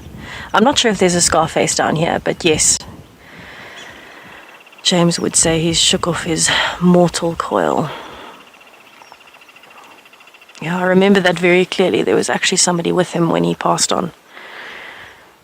But I'm not sure of a Scarface in the Sabi Sands.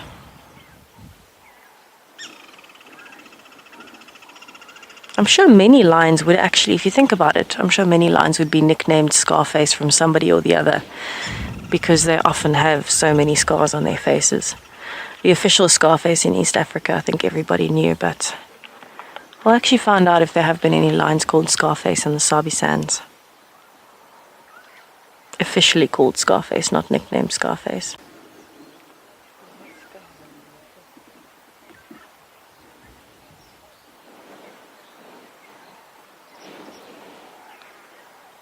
So it seems as though everything is really quietening down at the moment. There's hardly a bird calling. The only real movement I've seen is the odd impala on the opposite side, close to where the carcass was initially.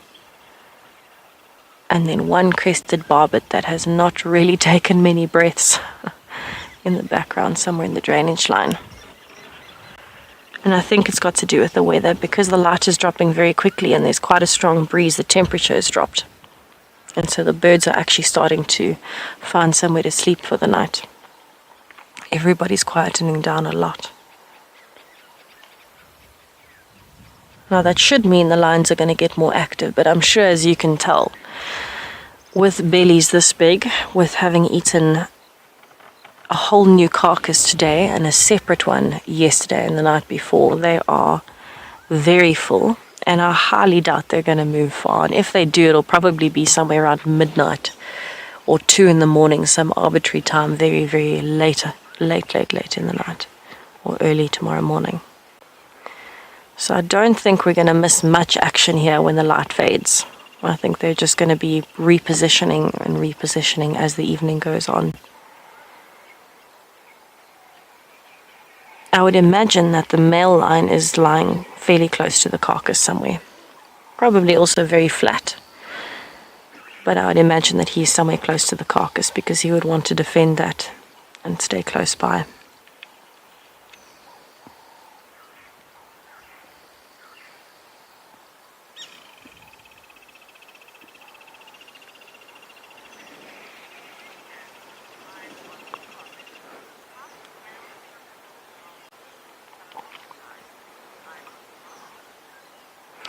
Eyes on spots. Last time I was here, there were, I think, 3 sub-adults within the Talamati Pride. We've only seen 2 this afternoon. We haven't seen a whole composition of the Pride. So I can't give you an exact answer as to what is happening right now because we haven't had a chance to actually view all of them. But if I'm not mistaken, there should be 3 sub-adult males in the Pride.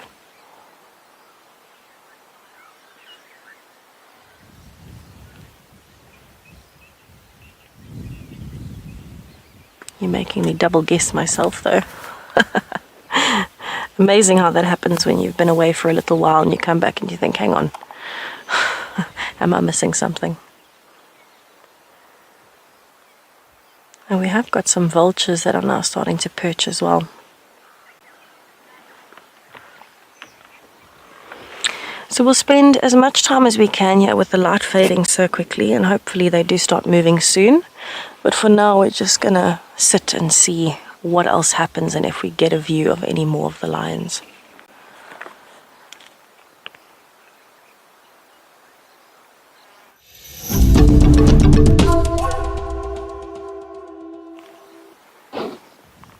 Definitely not much movement happening. So I can see where the carcass was. It's actually almost straight up the road from where we are. There's a dead tree and there's a vulture right on the top of it, so we're talking very far in the distance. There we go. There is a vulture right at the top, and it actually looks quite beautiful because it's just in that band where there's no clouds, so you're seeing a little bit of the light from the sky behind. And there have been one or two that have been landing and kind of chasing each other on and off of this branch, so let's just watch that for a little bit. Maybe we'll get some action of the vultures landing and having a bit of an interaction there. I am still keeping an eye on the lions, don't worry. We'll see if they are moving, but for now I think they will be nice and still. And just to show you more or less where the carcass was, just underneath that dead tree you will see some rounded bushes. The carcass was just under there.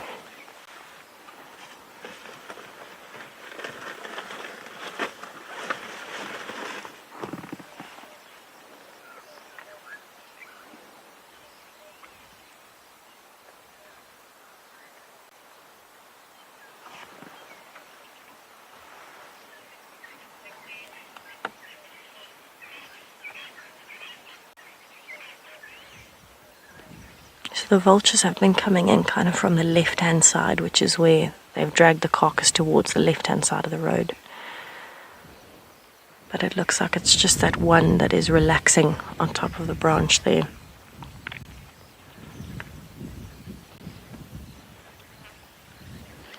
Going back towards the lions, everybody is still looking nice and relaxed, and they're on the other side of that bank. So we'll see if we can get another angle for you. But at this point, still just looking nice and sleepy in typical lion fashion. Sleepy lion pride.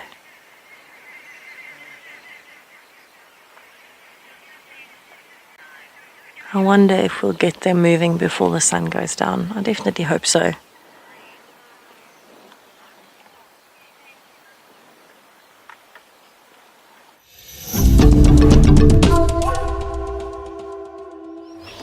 Well, as promised, we made it to Chitwajan. Not much is happening, but the drive has slowed down for us at this side. So we just thought we'd show you the time. It feels like ages since I've been on Chitwa, and I know that's not quite the case. I had Langa here the other day, but I just feel like it's been quite some time because I really have been trying to work Juma. Oh, Davi, look over here at that sort of 11 o'clock, that bush.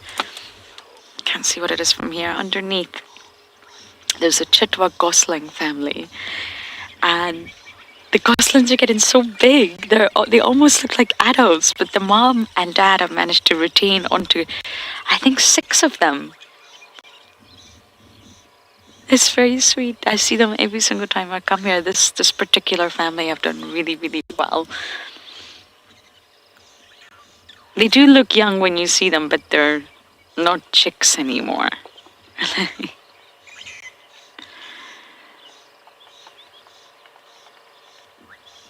I don't think it's 6. I think there should be 5.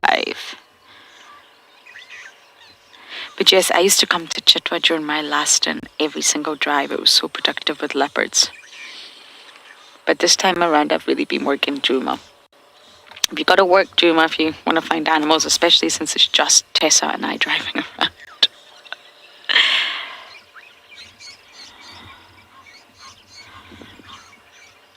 Oh, this is so lovely. Oh, they're having a drink.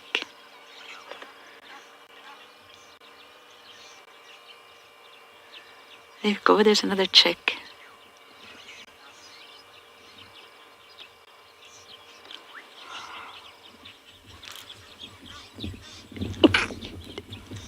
Bless me.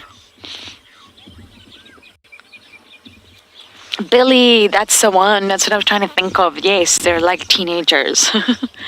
They're not chicks, but they're not adults. And it's really lovely. They're always on the damn wall or somewhere along the damn wall. Always. I see them every day, and it's just the chick mortality rate is so high. And many of you know that. You watch the damn cam, and year after year, the Egyptian geese lose their chicks. And so I was right, 5, and then there's, oh no, 6, I was right, and then there's mommy and daddy. Okay, got it. And this particular family have done really well.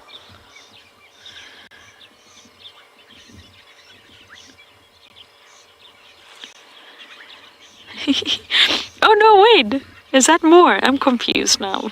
There are far too many Egyptian geese to count.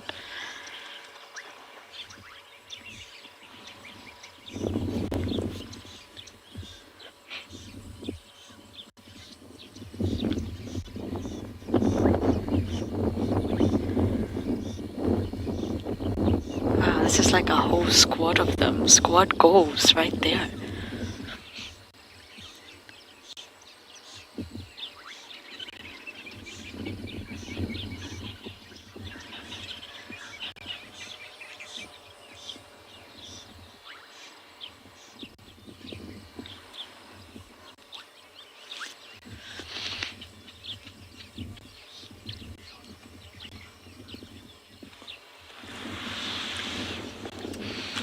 Kellyanne is asking, do Davi and I have a favorite spot to go to on Juma? Davi, take it away. The Mowati. Oh, that's a little ace band after the wigs. Any particular reason? It's just a great place to be.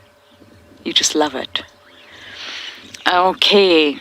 I don't know if you all heard him, but he said in the Mowati at the S-Bend just after the Wigs house. It's officially the Wigs house now, that part of the Mowati. The Wigs Kaya. And the Misikaya. No, the Wigs Kaya. Oh, the Wigs Kaya. Wigs Kaya. Davi, what's that? Is it just... Okay, let me just check in my binos to make sure I'm not missing anything. And Kellyanne, that's such a tricky one. Oh, there's a whole lot of monkeys. Okay. I love the Misikaya, wherever that is. Oh, is it baboons? Yes, it's baboons. Sorry, I was looking through my binos. Do you know, to be honest with you, I really can't see much with my eyes right now. I really, this is when the light plays absolute havoc. Here we go, trip of baboons. I love the Mowati from top to bottom. I love anywhere that the Misi are. I love quarantine. Love, love, love quarantine. Hey, look at that baboon stand up. And I love Chitwa Dam. I know that's not on Juma.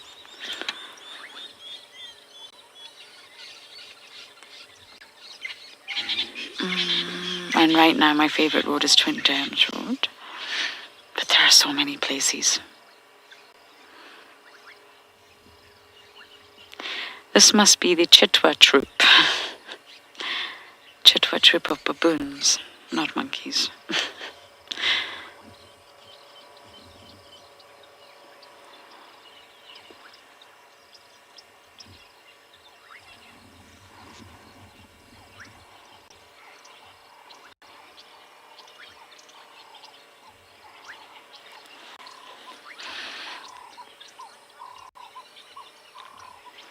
Jerome, you love watching baboons. Me too. They can be absolutely hilarious. And there are some parts of Africa, even South Africa, I think, where they haven't been fed by humans. They haven't had any interactions with humans, and they're really not aggressive, and they really won't come to sort of human civilizations. But unfortunately, humans have fed them in some parts of the world, and that's where the problem started. The minute you start to feed a wild animal, that would be like me taking a steak to the hyena den every day. Things are just going to go wrong very quickly.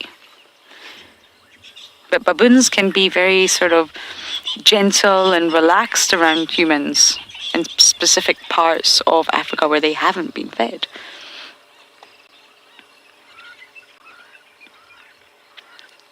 But I love watching them too. I've had some hilarious sightings with baboons over the years.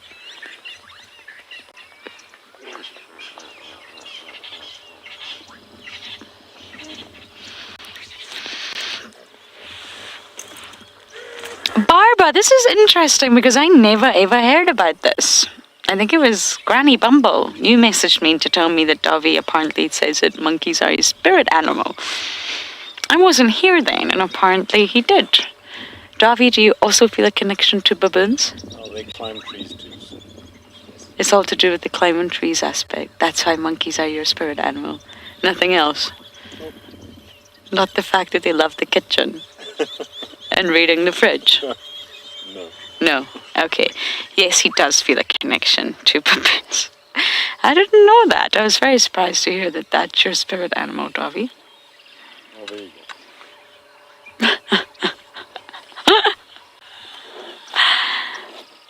I want my spirit animal to be a manta ray, but I don't think I'm nearly as graceful or as elegant as that.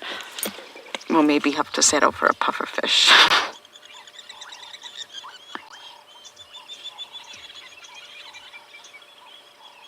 You see the birds all squeezing out their last calls. The diurnal ones, that is. The loudest chorus is naturally in the morning inane, just as the sun is setting.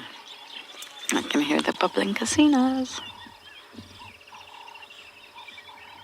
The baboons are coming, Davy. They look like they're slowly approaching the dam wall, the whole troop. They heard you say that they're your spirit animal.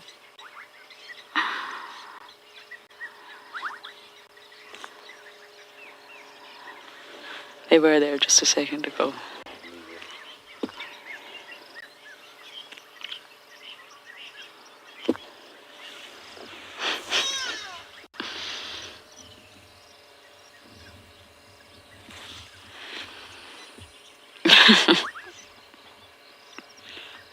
The Pied Piper of baboons. I can just imagine Davy walking around quarantined with a troop of baboons running behind him anyway.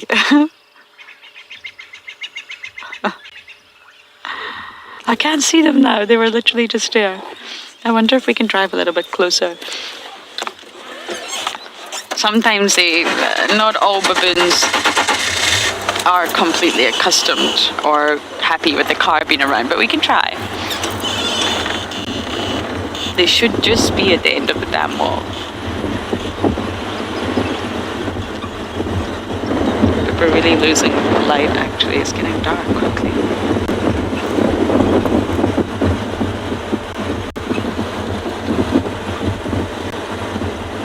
Baboons, where are you?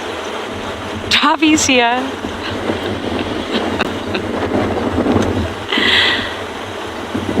Maybe they've already ran into the lodge. That's also a possibility. I think they have.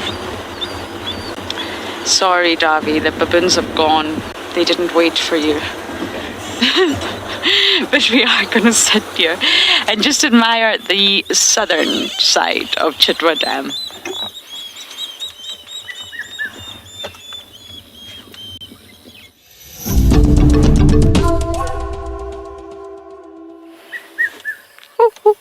We're just listening to the bird calls, very loud, because they're all calling, getting that last call out before the sun goes down. Their last sign that they're still present, they're still here. They've not disappeared. They're going to go to sleep, wake up tomorrow, and begin the chorus all over again. So we are just going to sit and listen.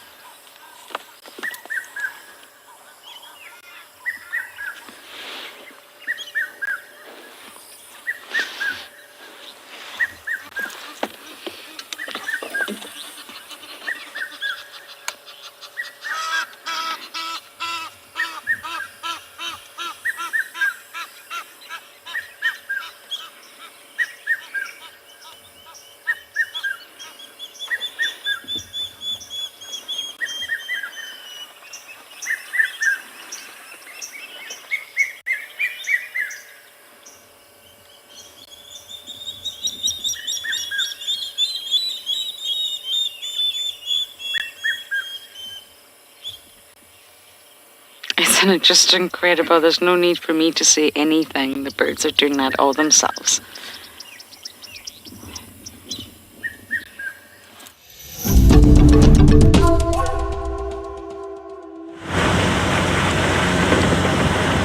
So we have left the Talamati Pride. They were still very, very flat and the light was just getting too low. So we've decided to bumble and see what else we can find. We're on Galago Shortcut at the moment, which is a really productive road in terms of things like elephants, leopards, hyenas. But what we're actually looking for most is just some of the nocturnal species. It's not quite dark enough yet that I'm using my handheld spotlight. I have got my headlights on just so that I can see the road and any tracks a bit better as the light's fading. As it gets a bit darker, then I will switch over to my spotlight as well. But for now, I can still see well enough that I don't need it. But I'm really hoping for tonight. I think a genet would be wonderful. I haven't seen a genet since I've been back. And they're really fun if you can follow them through the grass as they're hunting. Really fun to watch. Beautiful little creature. A formidable predator, but so stunning, like a leopard. It's the same.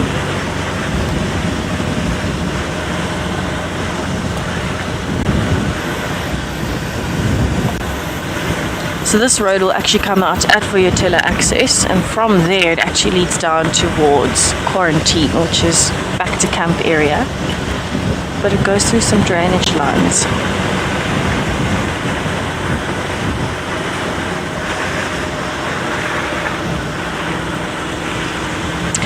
Rick, I haven't been working in the Sabi Sands for very long, so in my memory, dark mane is very big.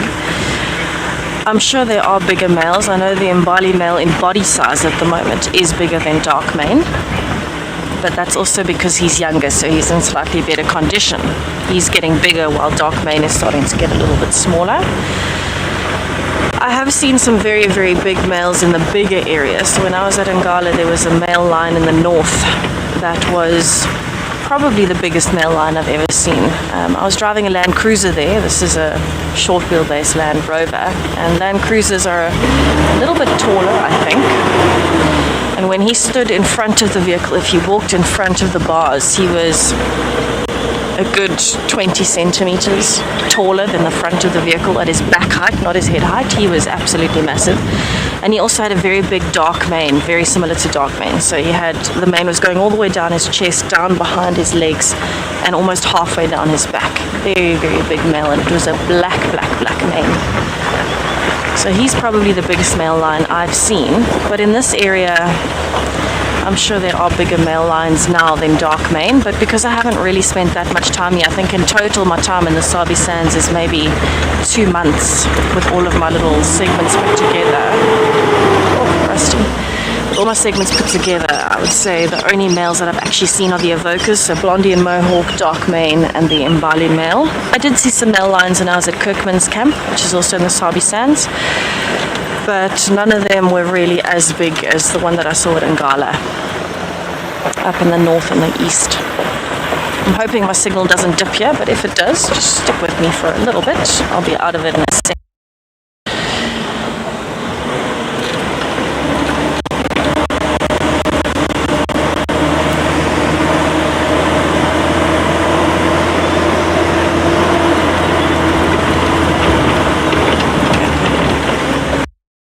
A lot of really beautiful small drainage. As you're coming on these roads from the northern boundary, from Buffalo to Cutline back down towards Yellow Access, it crosses a lot of the drainage lines or the tributaries that actually then lead into the Mulawati. So it really is quite a beautiful area to be driving because there's always life around the drainage lines. And I absolutely love any Tamboti thickets. They are really stunning. Oh, Owen's noticed the moon, everybody. There's a little tiny gap in the clouds. We'll see if we can get that for you. It's just a little bit of the moon coming through. That is really stunning, Owen. Look at that. It looks like a bit of sunlight, actually. It's just a tiny break in the clouds. It's actually a little slit, and we are getting closer and closer to the full moon. It is technically classified as a full moon now. It's not 100% yet, but just a tiny gap. Wow. Look at how bright that is. You can see it's fading rather quickly as the wind is bringing those clouds across.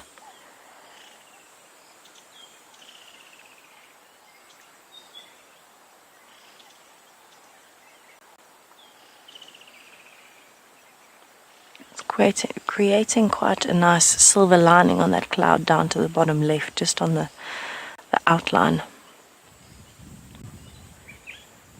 So the full moon can actually be an advantage for animals, especially things like impalas and kudus, because it helps them see a bit better. But with a cloud cover, it really won't be as easy for them. Oh, Freddie, I'm so happy that you've enjoyed it this afternoon. We've certainly seen some very different things, and I'm very happy that we've had some unusual things to look at today as well. Oh, now you can see the bottom edge of the moon. So as the clouds are moving, remember the moon is actually also shifting a bit.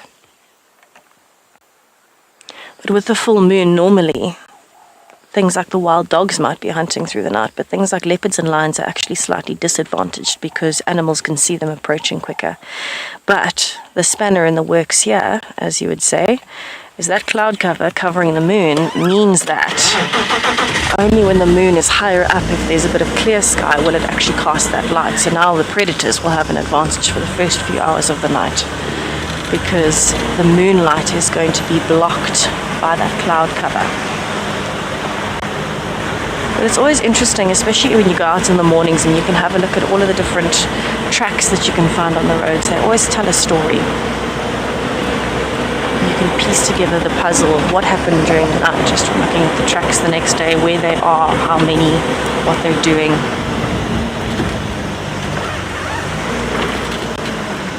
Very interesting.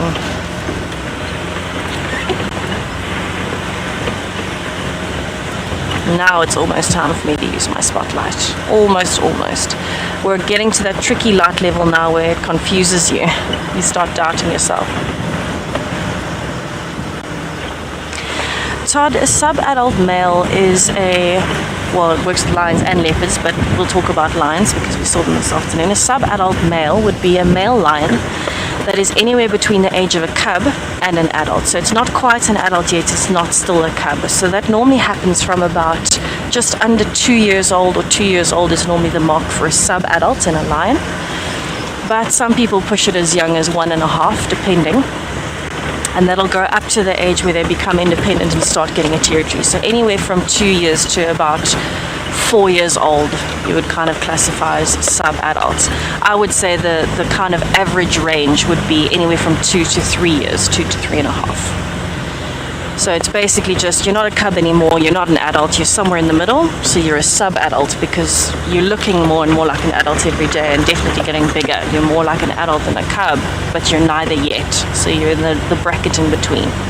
So when we talk about sub-adults, it just means basically a very, very young adult, but not a cub anymore. It's easier to tell with a male than a female, I can tell you that much. Female sub-adults look basically like a slightly smaller version than a lioness. So it can be a little bit more difficult to determine unless you know them and you know how old they are, then you can see and the spots on the side. There's different ways to tell. But with something like sub-adult male lions, it is quite easy to tell because they start developing their mane. And so you can tell when they're sub-adult because they haven't developed a full mane yet. And a full mane will only develop by about 5 or so years old.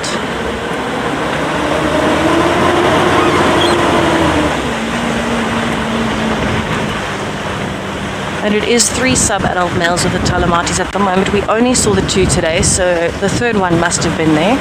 I'm making the assumption that the third one was there because it makes the most sense that sub-adult will be with the other males of the same age, because they will be the ones that will move off together when the time comes. Those 3 will try and stick together as they're moving. So it would make the most sense that he was with them as well. That being said, I might be wrong. We only saw very few individuals, and the gaps that we were seeing them in was very tough for us to tell which line was which. We couldn't keep track of if it was the same lionesses we were seeing, but we definitely know that it was two separate sub-adult males because their coloration was different. The one had a much darker mane and much darker hair towards his thighs, towards his rump and his tail. So that was a bit easier to tell. Right, flicking over to the spotlight, everybody. So now I'm up on quarantine. I've just turned onto quarantine. What we're hoping for in the open area here is something like white-tailed mongoose, hyenas, maybe even leopard.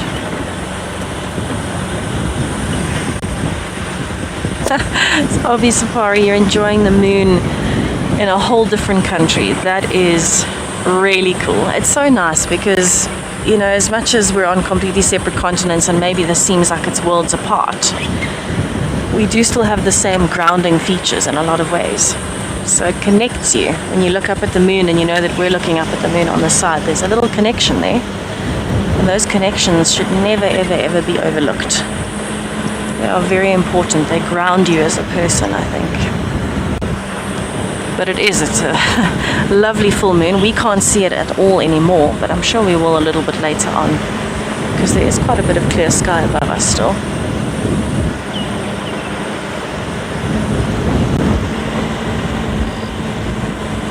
Interestingly enough, there are no impalas that I've seen yet up on quarantine. But I am hoping we get to see them. It's quite unusual that they wouldn't be up here already getting settled for the night. Maybe they're a bit further on.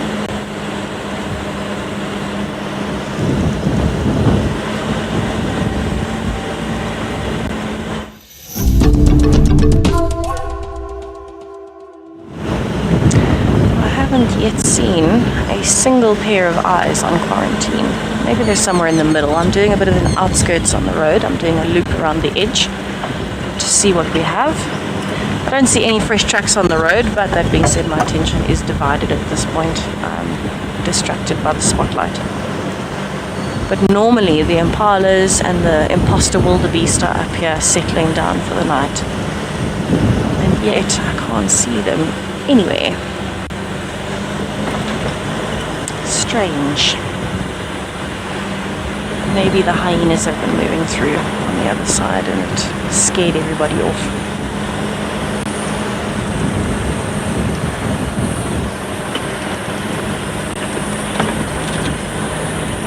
I'm actually going to go down and check the open areas close to Buyutela Dam or Gowrie Dam. Maybe they're down there. That would make sense.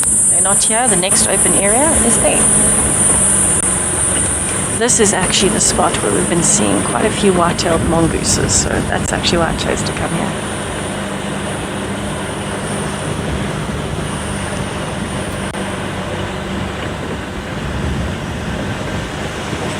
So as I'm going, I'm scanning through the trees as well, because you never know, there might be a snake in a tree, or an owl, or an owlet.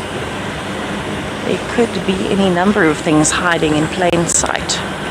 Ah, there's the impalas. Let me switch on my lights so we don't blind them. So they're just in front of us and it looks like they're actually on their way up. So the dam is on the right and it looks like they're on their way up from the dam towards the clearing. We are still quite far away, so I'm going to try and get a little bit closer for the light.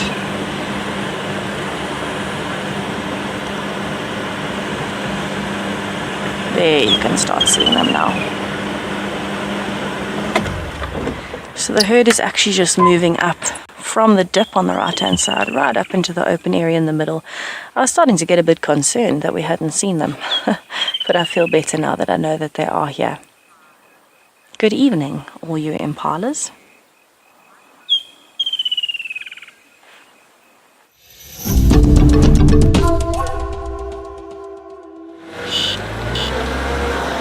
We have just witnessed the most insane thing at the hyena den. I'll explain in just a moment. My front bar of lights is not working.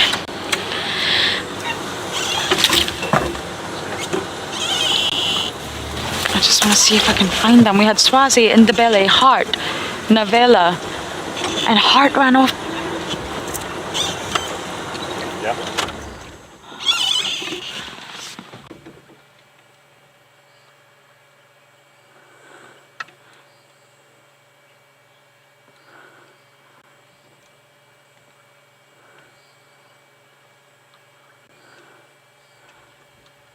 I'll explain, just let me watch.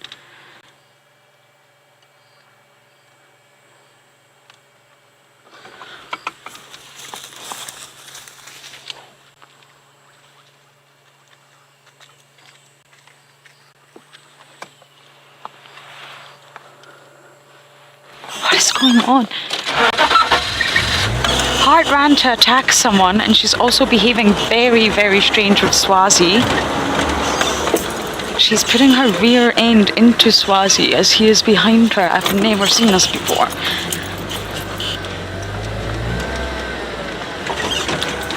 I really don't know what's happening. Let's try and figure it out. They're all really full, aka buffalo. You know where they are, Dov? Oh, I can see them. I'm going to drive really slowly. I don't have that front bar working anymore.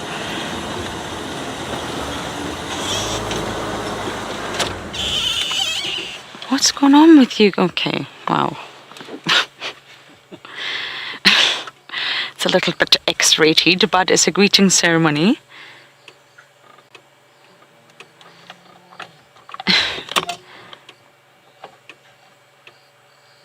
Just let me see who is who. I know all the adults that are here.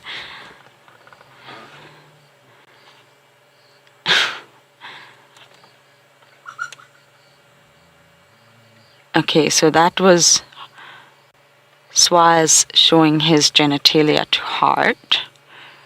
Look, what is happening? The vocalizations were almost. Oh.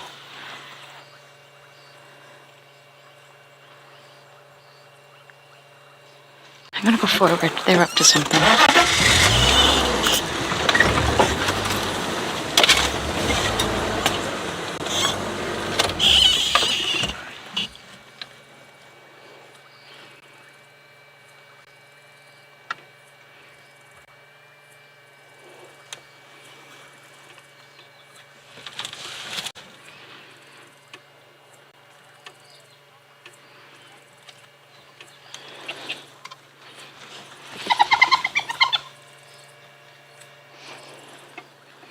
Shreya, more mystery. It's really difficult. Am I able to just turn? There we go. Got a hyena here.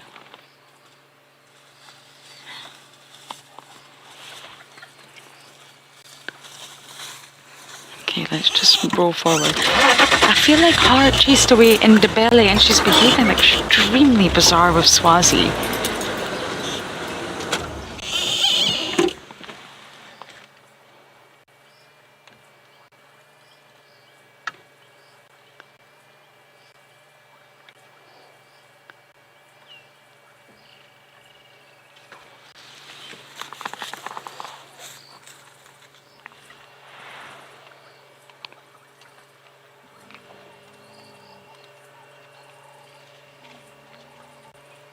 See, look at that tail.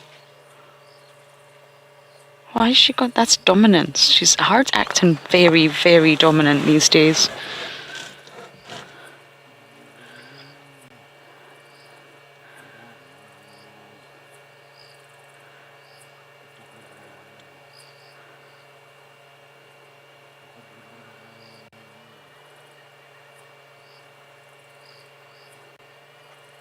Is that in the belly just bowing down to her? Let's see that in the belly or Swaz.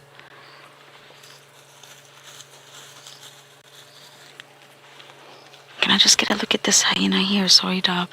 I saw little nipples. I don't know. That's Swaz.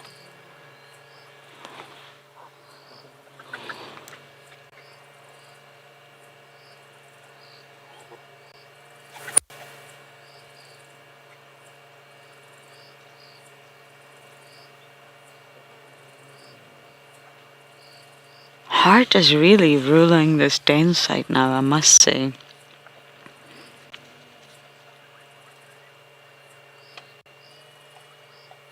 Or was she chasing away Novella?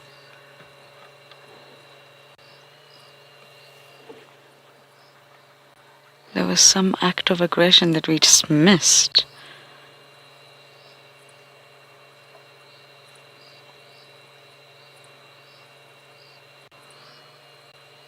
Someone sent me a screenshot and it looked like Indabelli's sort of mammary glands were starting to become a little bit pronounced. Just a little bit. Almost as if there's a chance. She could be in the early stages.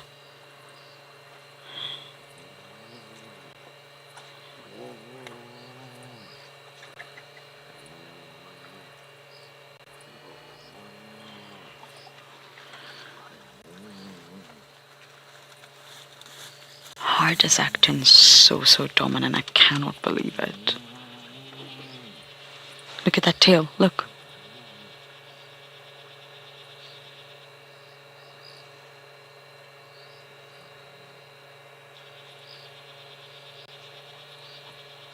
She's leaving the den side. She's leaving Indabelli with the cubs. And she's gone off with Swazi.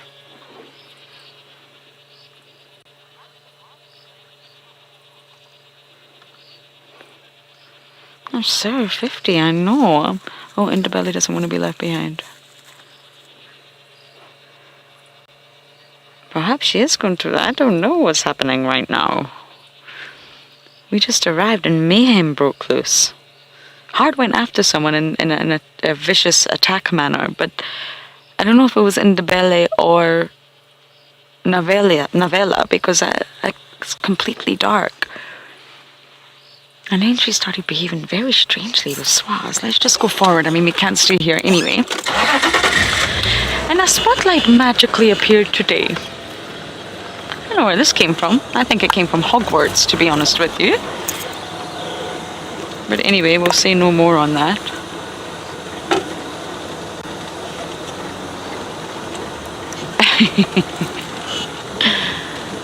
Magic, magic, magic. I am slightly baffled. There's a lot of dominant. Hart, I mean, we do think, or at least I think, that Hart could be second anyway. Sort of behind Corks. That would make sense.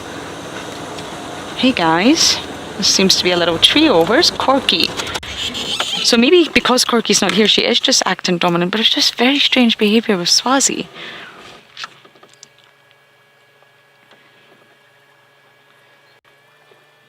Indabelli is definitely bowing down to her though.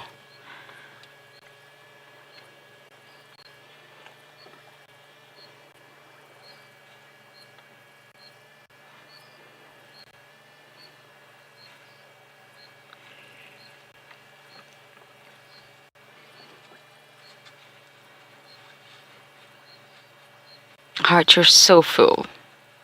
I don't even know how you're walking right now. We actually followed them. They ran down Twin Dams Road towards us, all the hyenas. We followed them and lo and behold, chaos happened. Okay, we're going to sit here a little bit longer and see if we can figure out what is going on.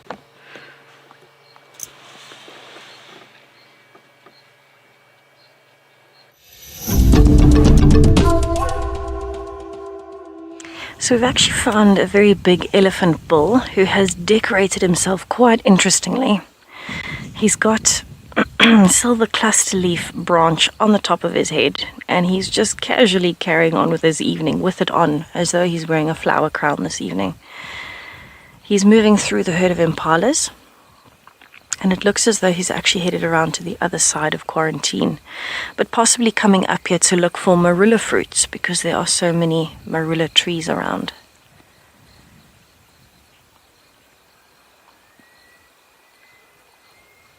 Just when you think an elephant can't disappear very easily, there he goes.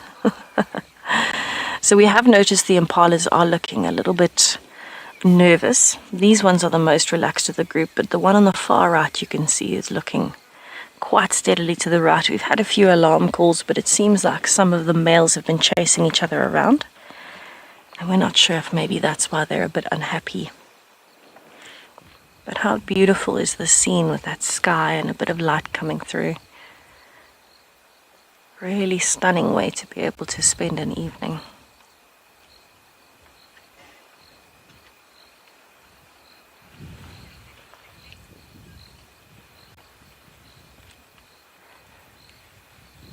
So as much as I'm trying to listen, I can kind of still see the elephant with the naked eye, just because he has a silhouette against the skyline. I actually can't hear him.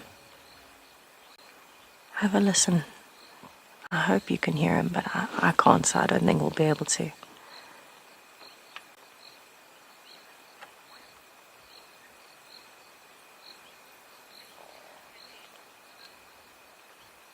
He's moved off so silently, you can't hear him walking through the grass, you can't hear him feeding. Just ambling along in the direction of more marula trees and the drainage line. Maybe he'll end up at Treehouse Dam a little bit later on in the evening. There's a beautiful big bull that decided to walk through the herd and just wear his flower crown with pride and glory. His cluster leaf crown, I should say.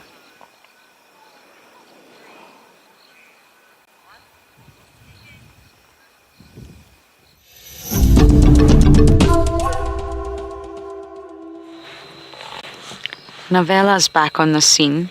It was definitely in the belly that Hart chased away.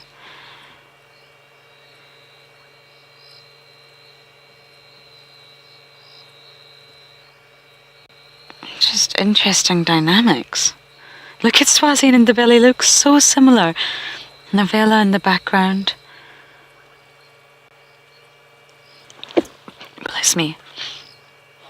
Navella's still very young. She just wants to be at the communal den because she just knows den life.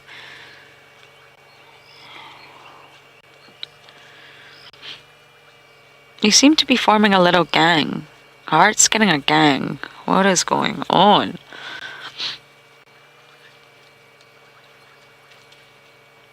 Hart, you're becoming little Miss Bossy Pants.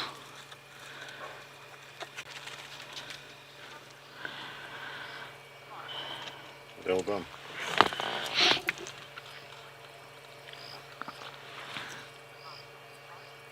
Eyes on spots, you're saying big mystery to be continued, ...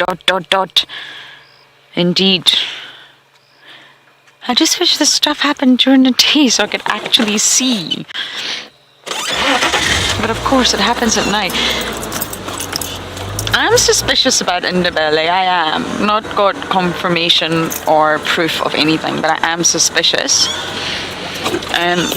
Hart seems to be acting extremely dominant over her, which was interesting because obviously Ndebele and Swaz have a good relationship with Corky because of Pretty.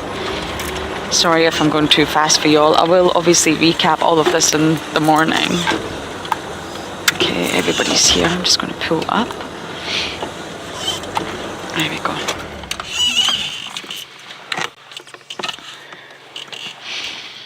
Drama at the den, I tell ya. Go a little bit closer. What a way to end a drive.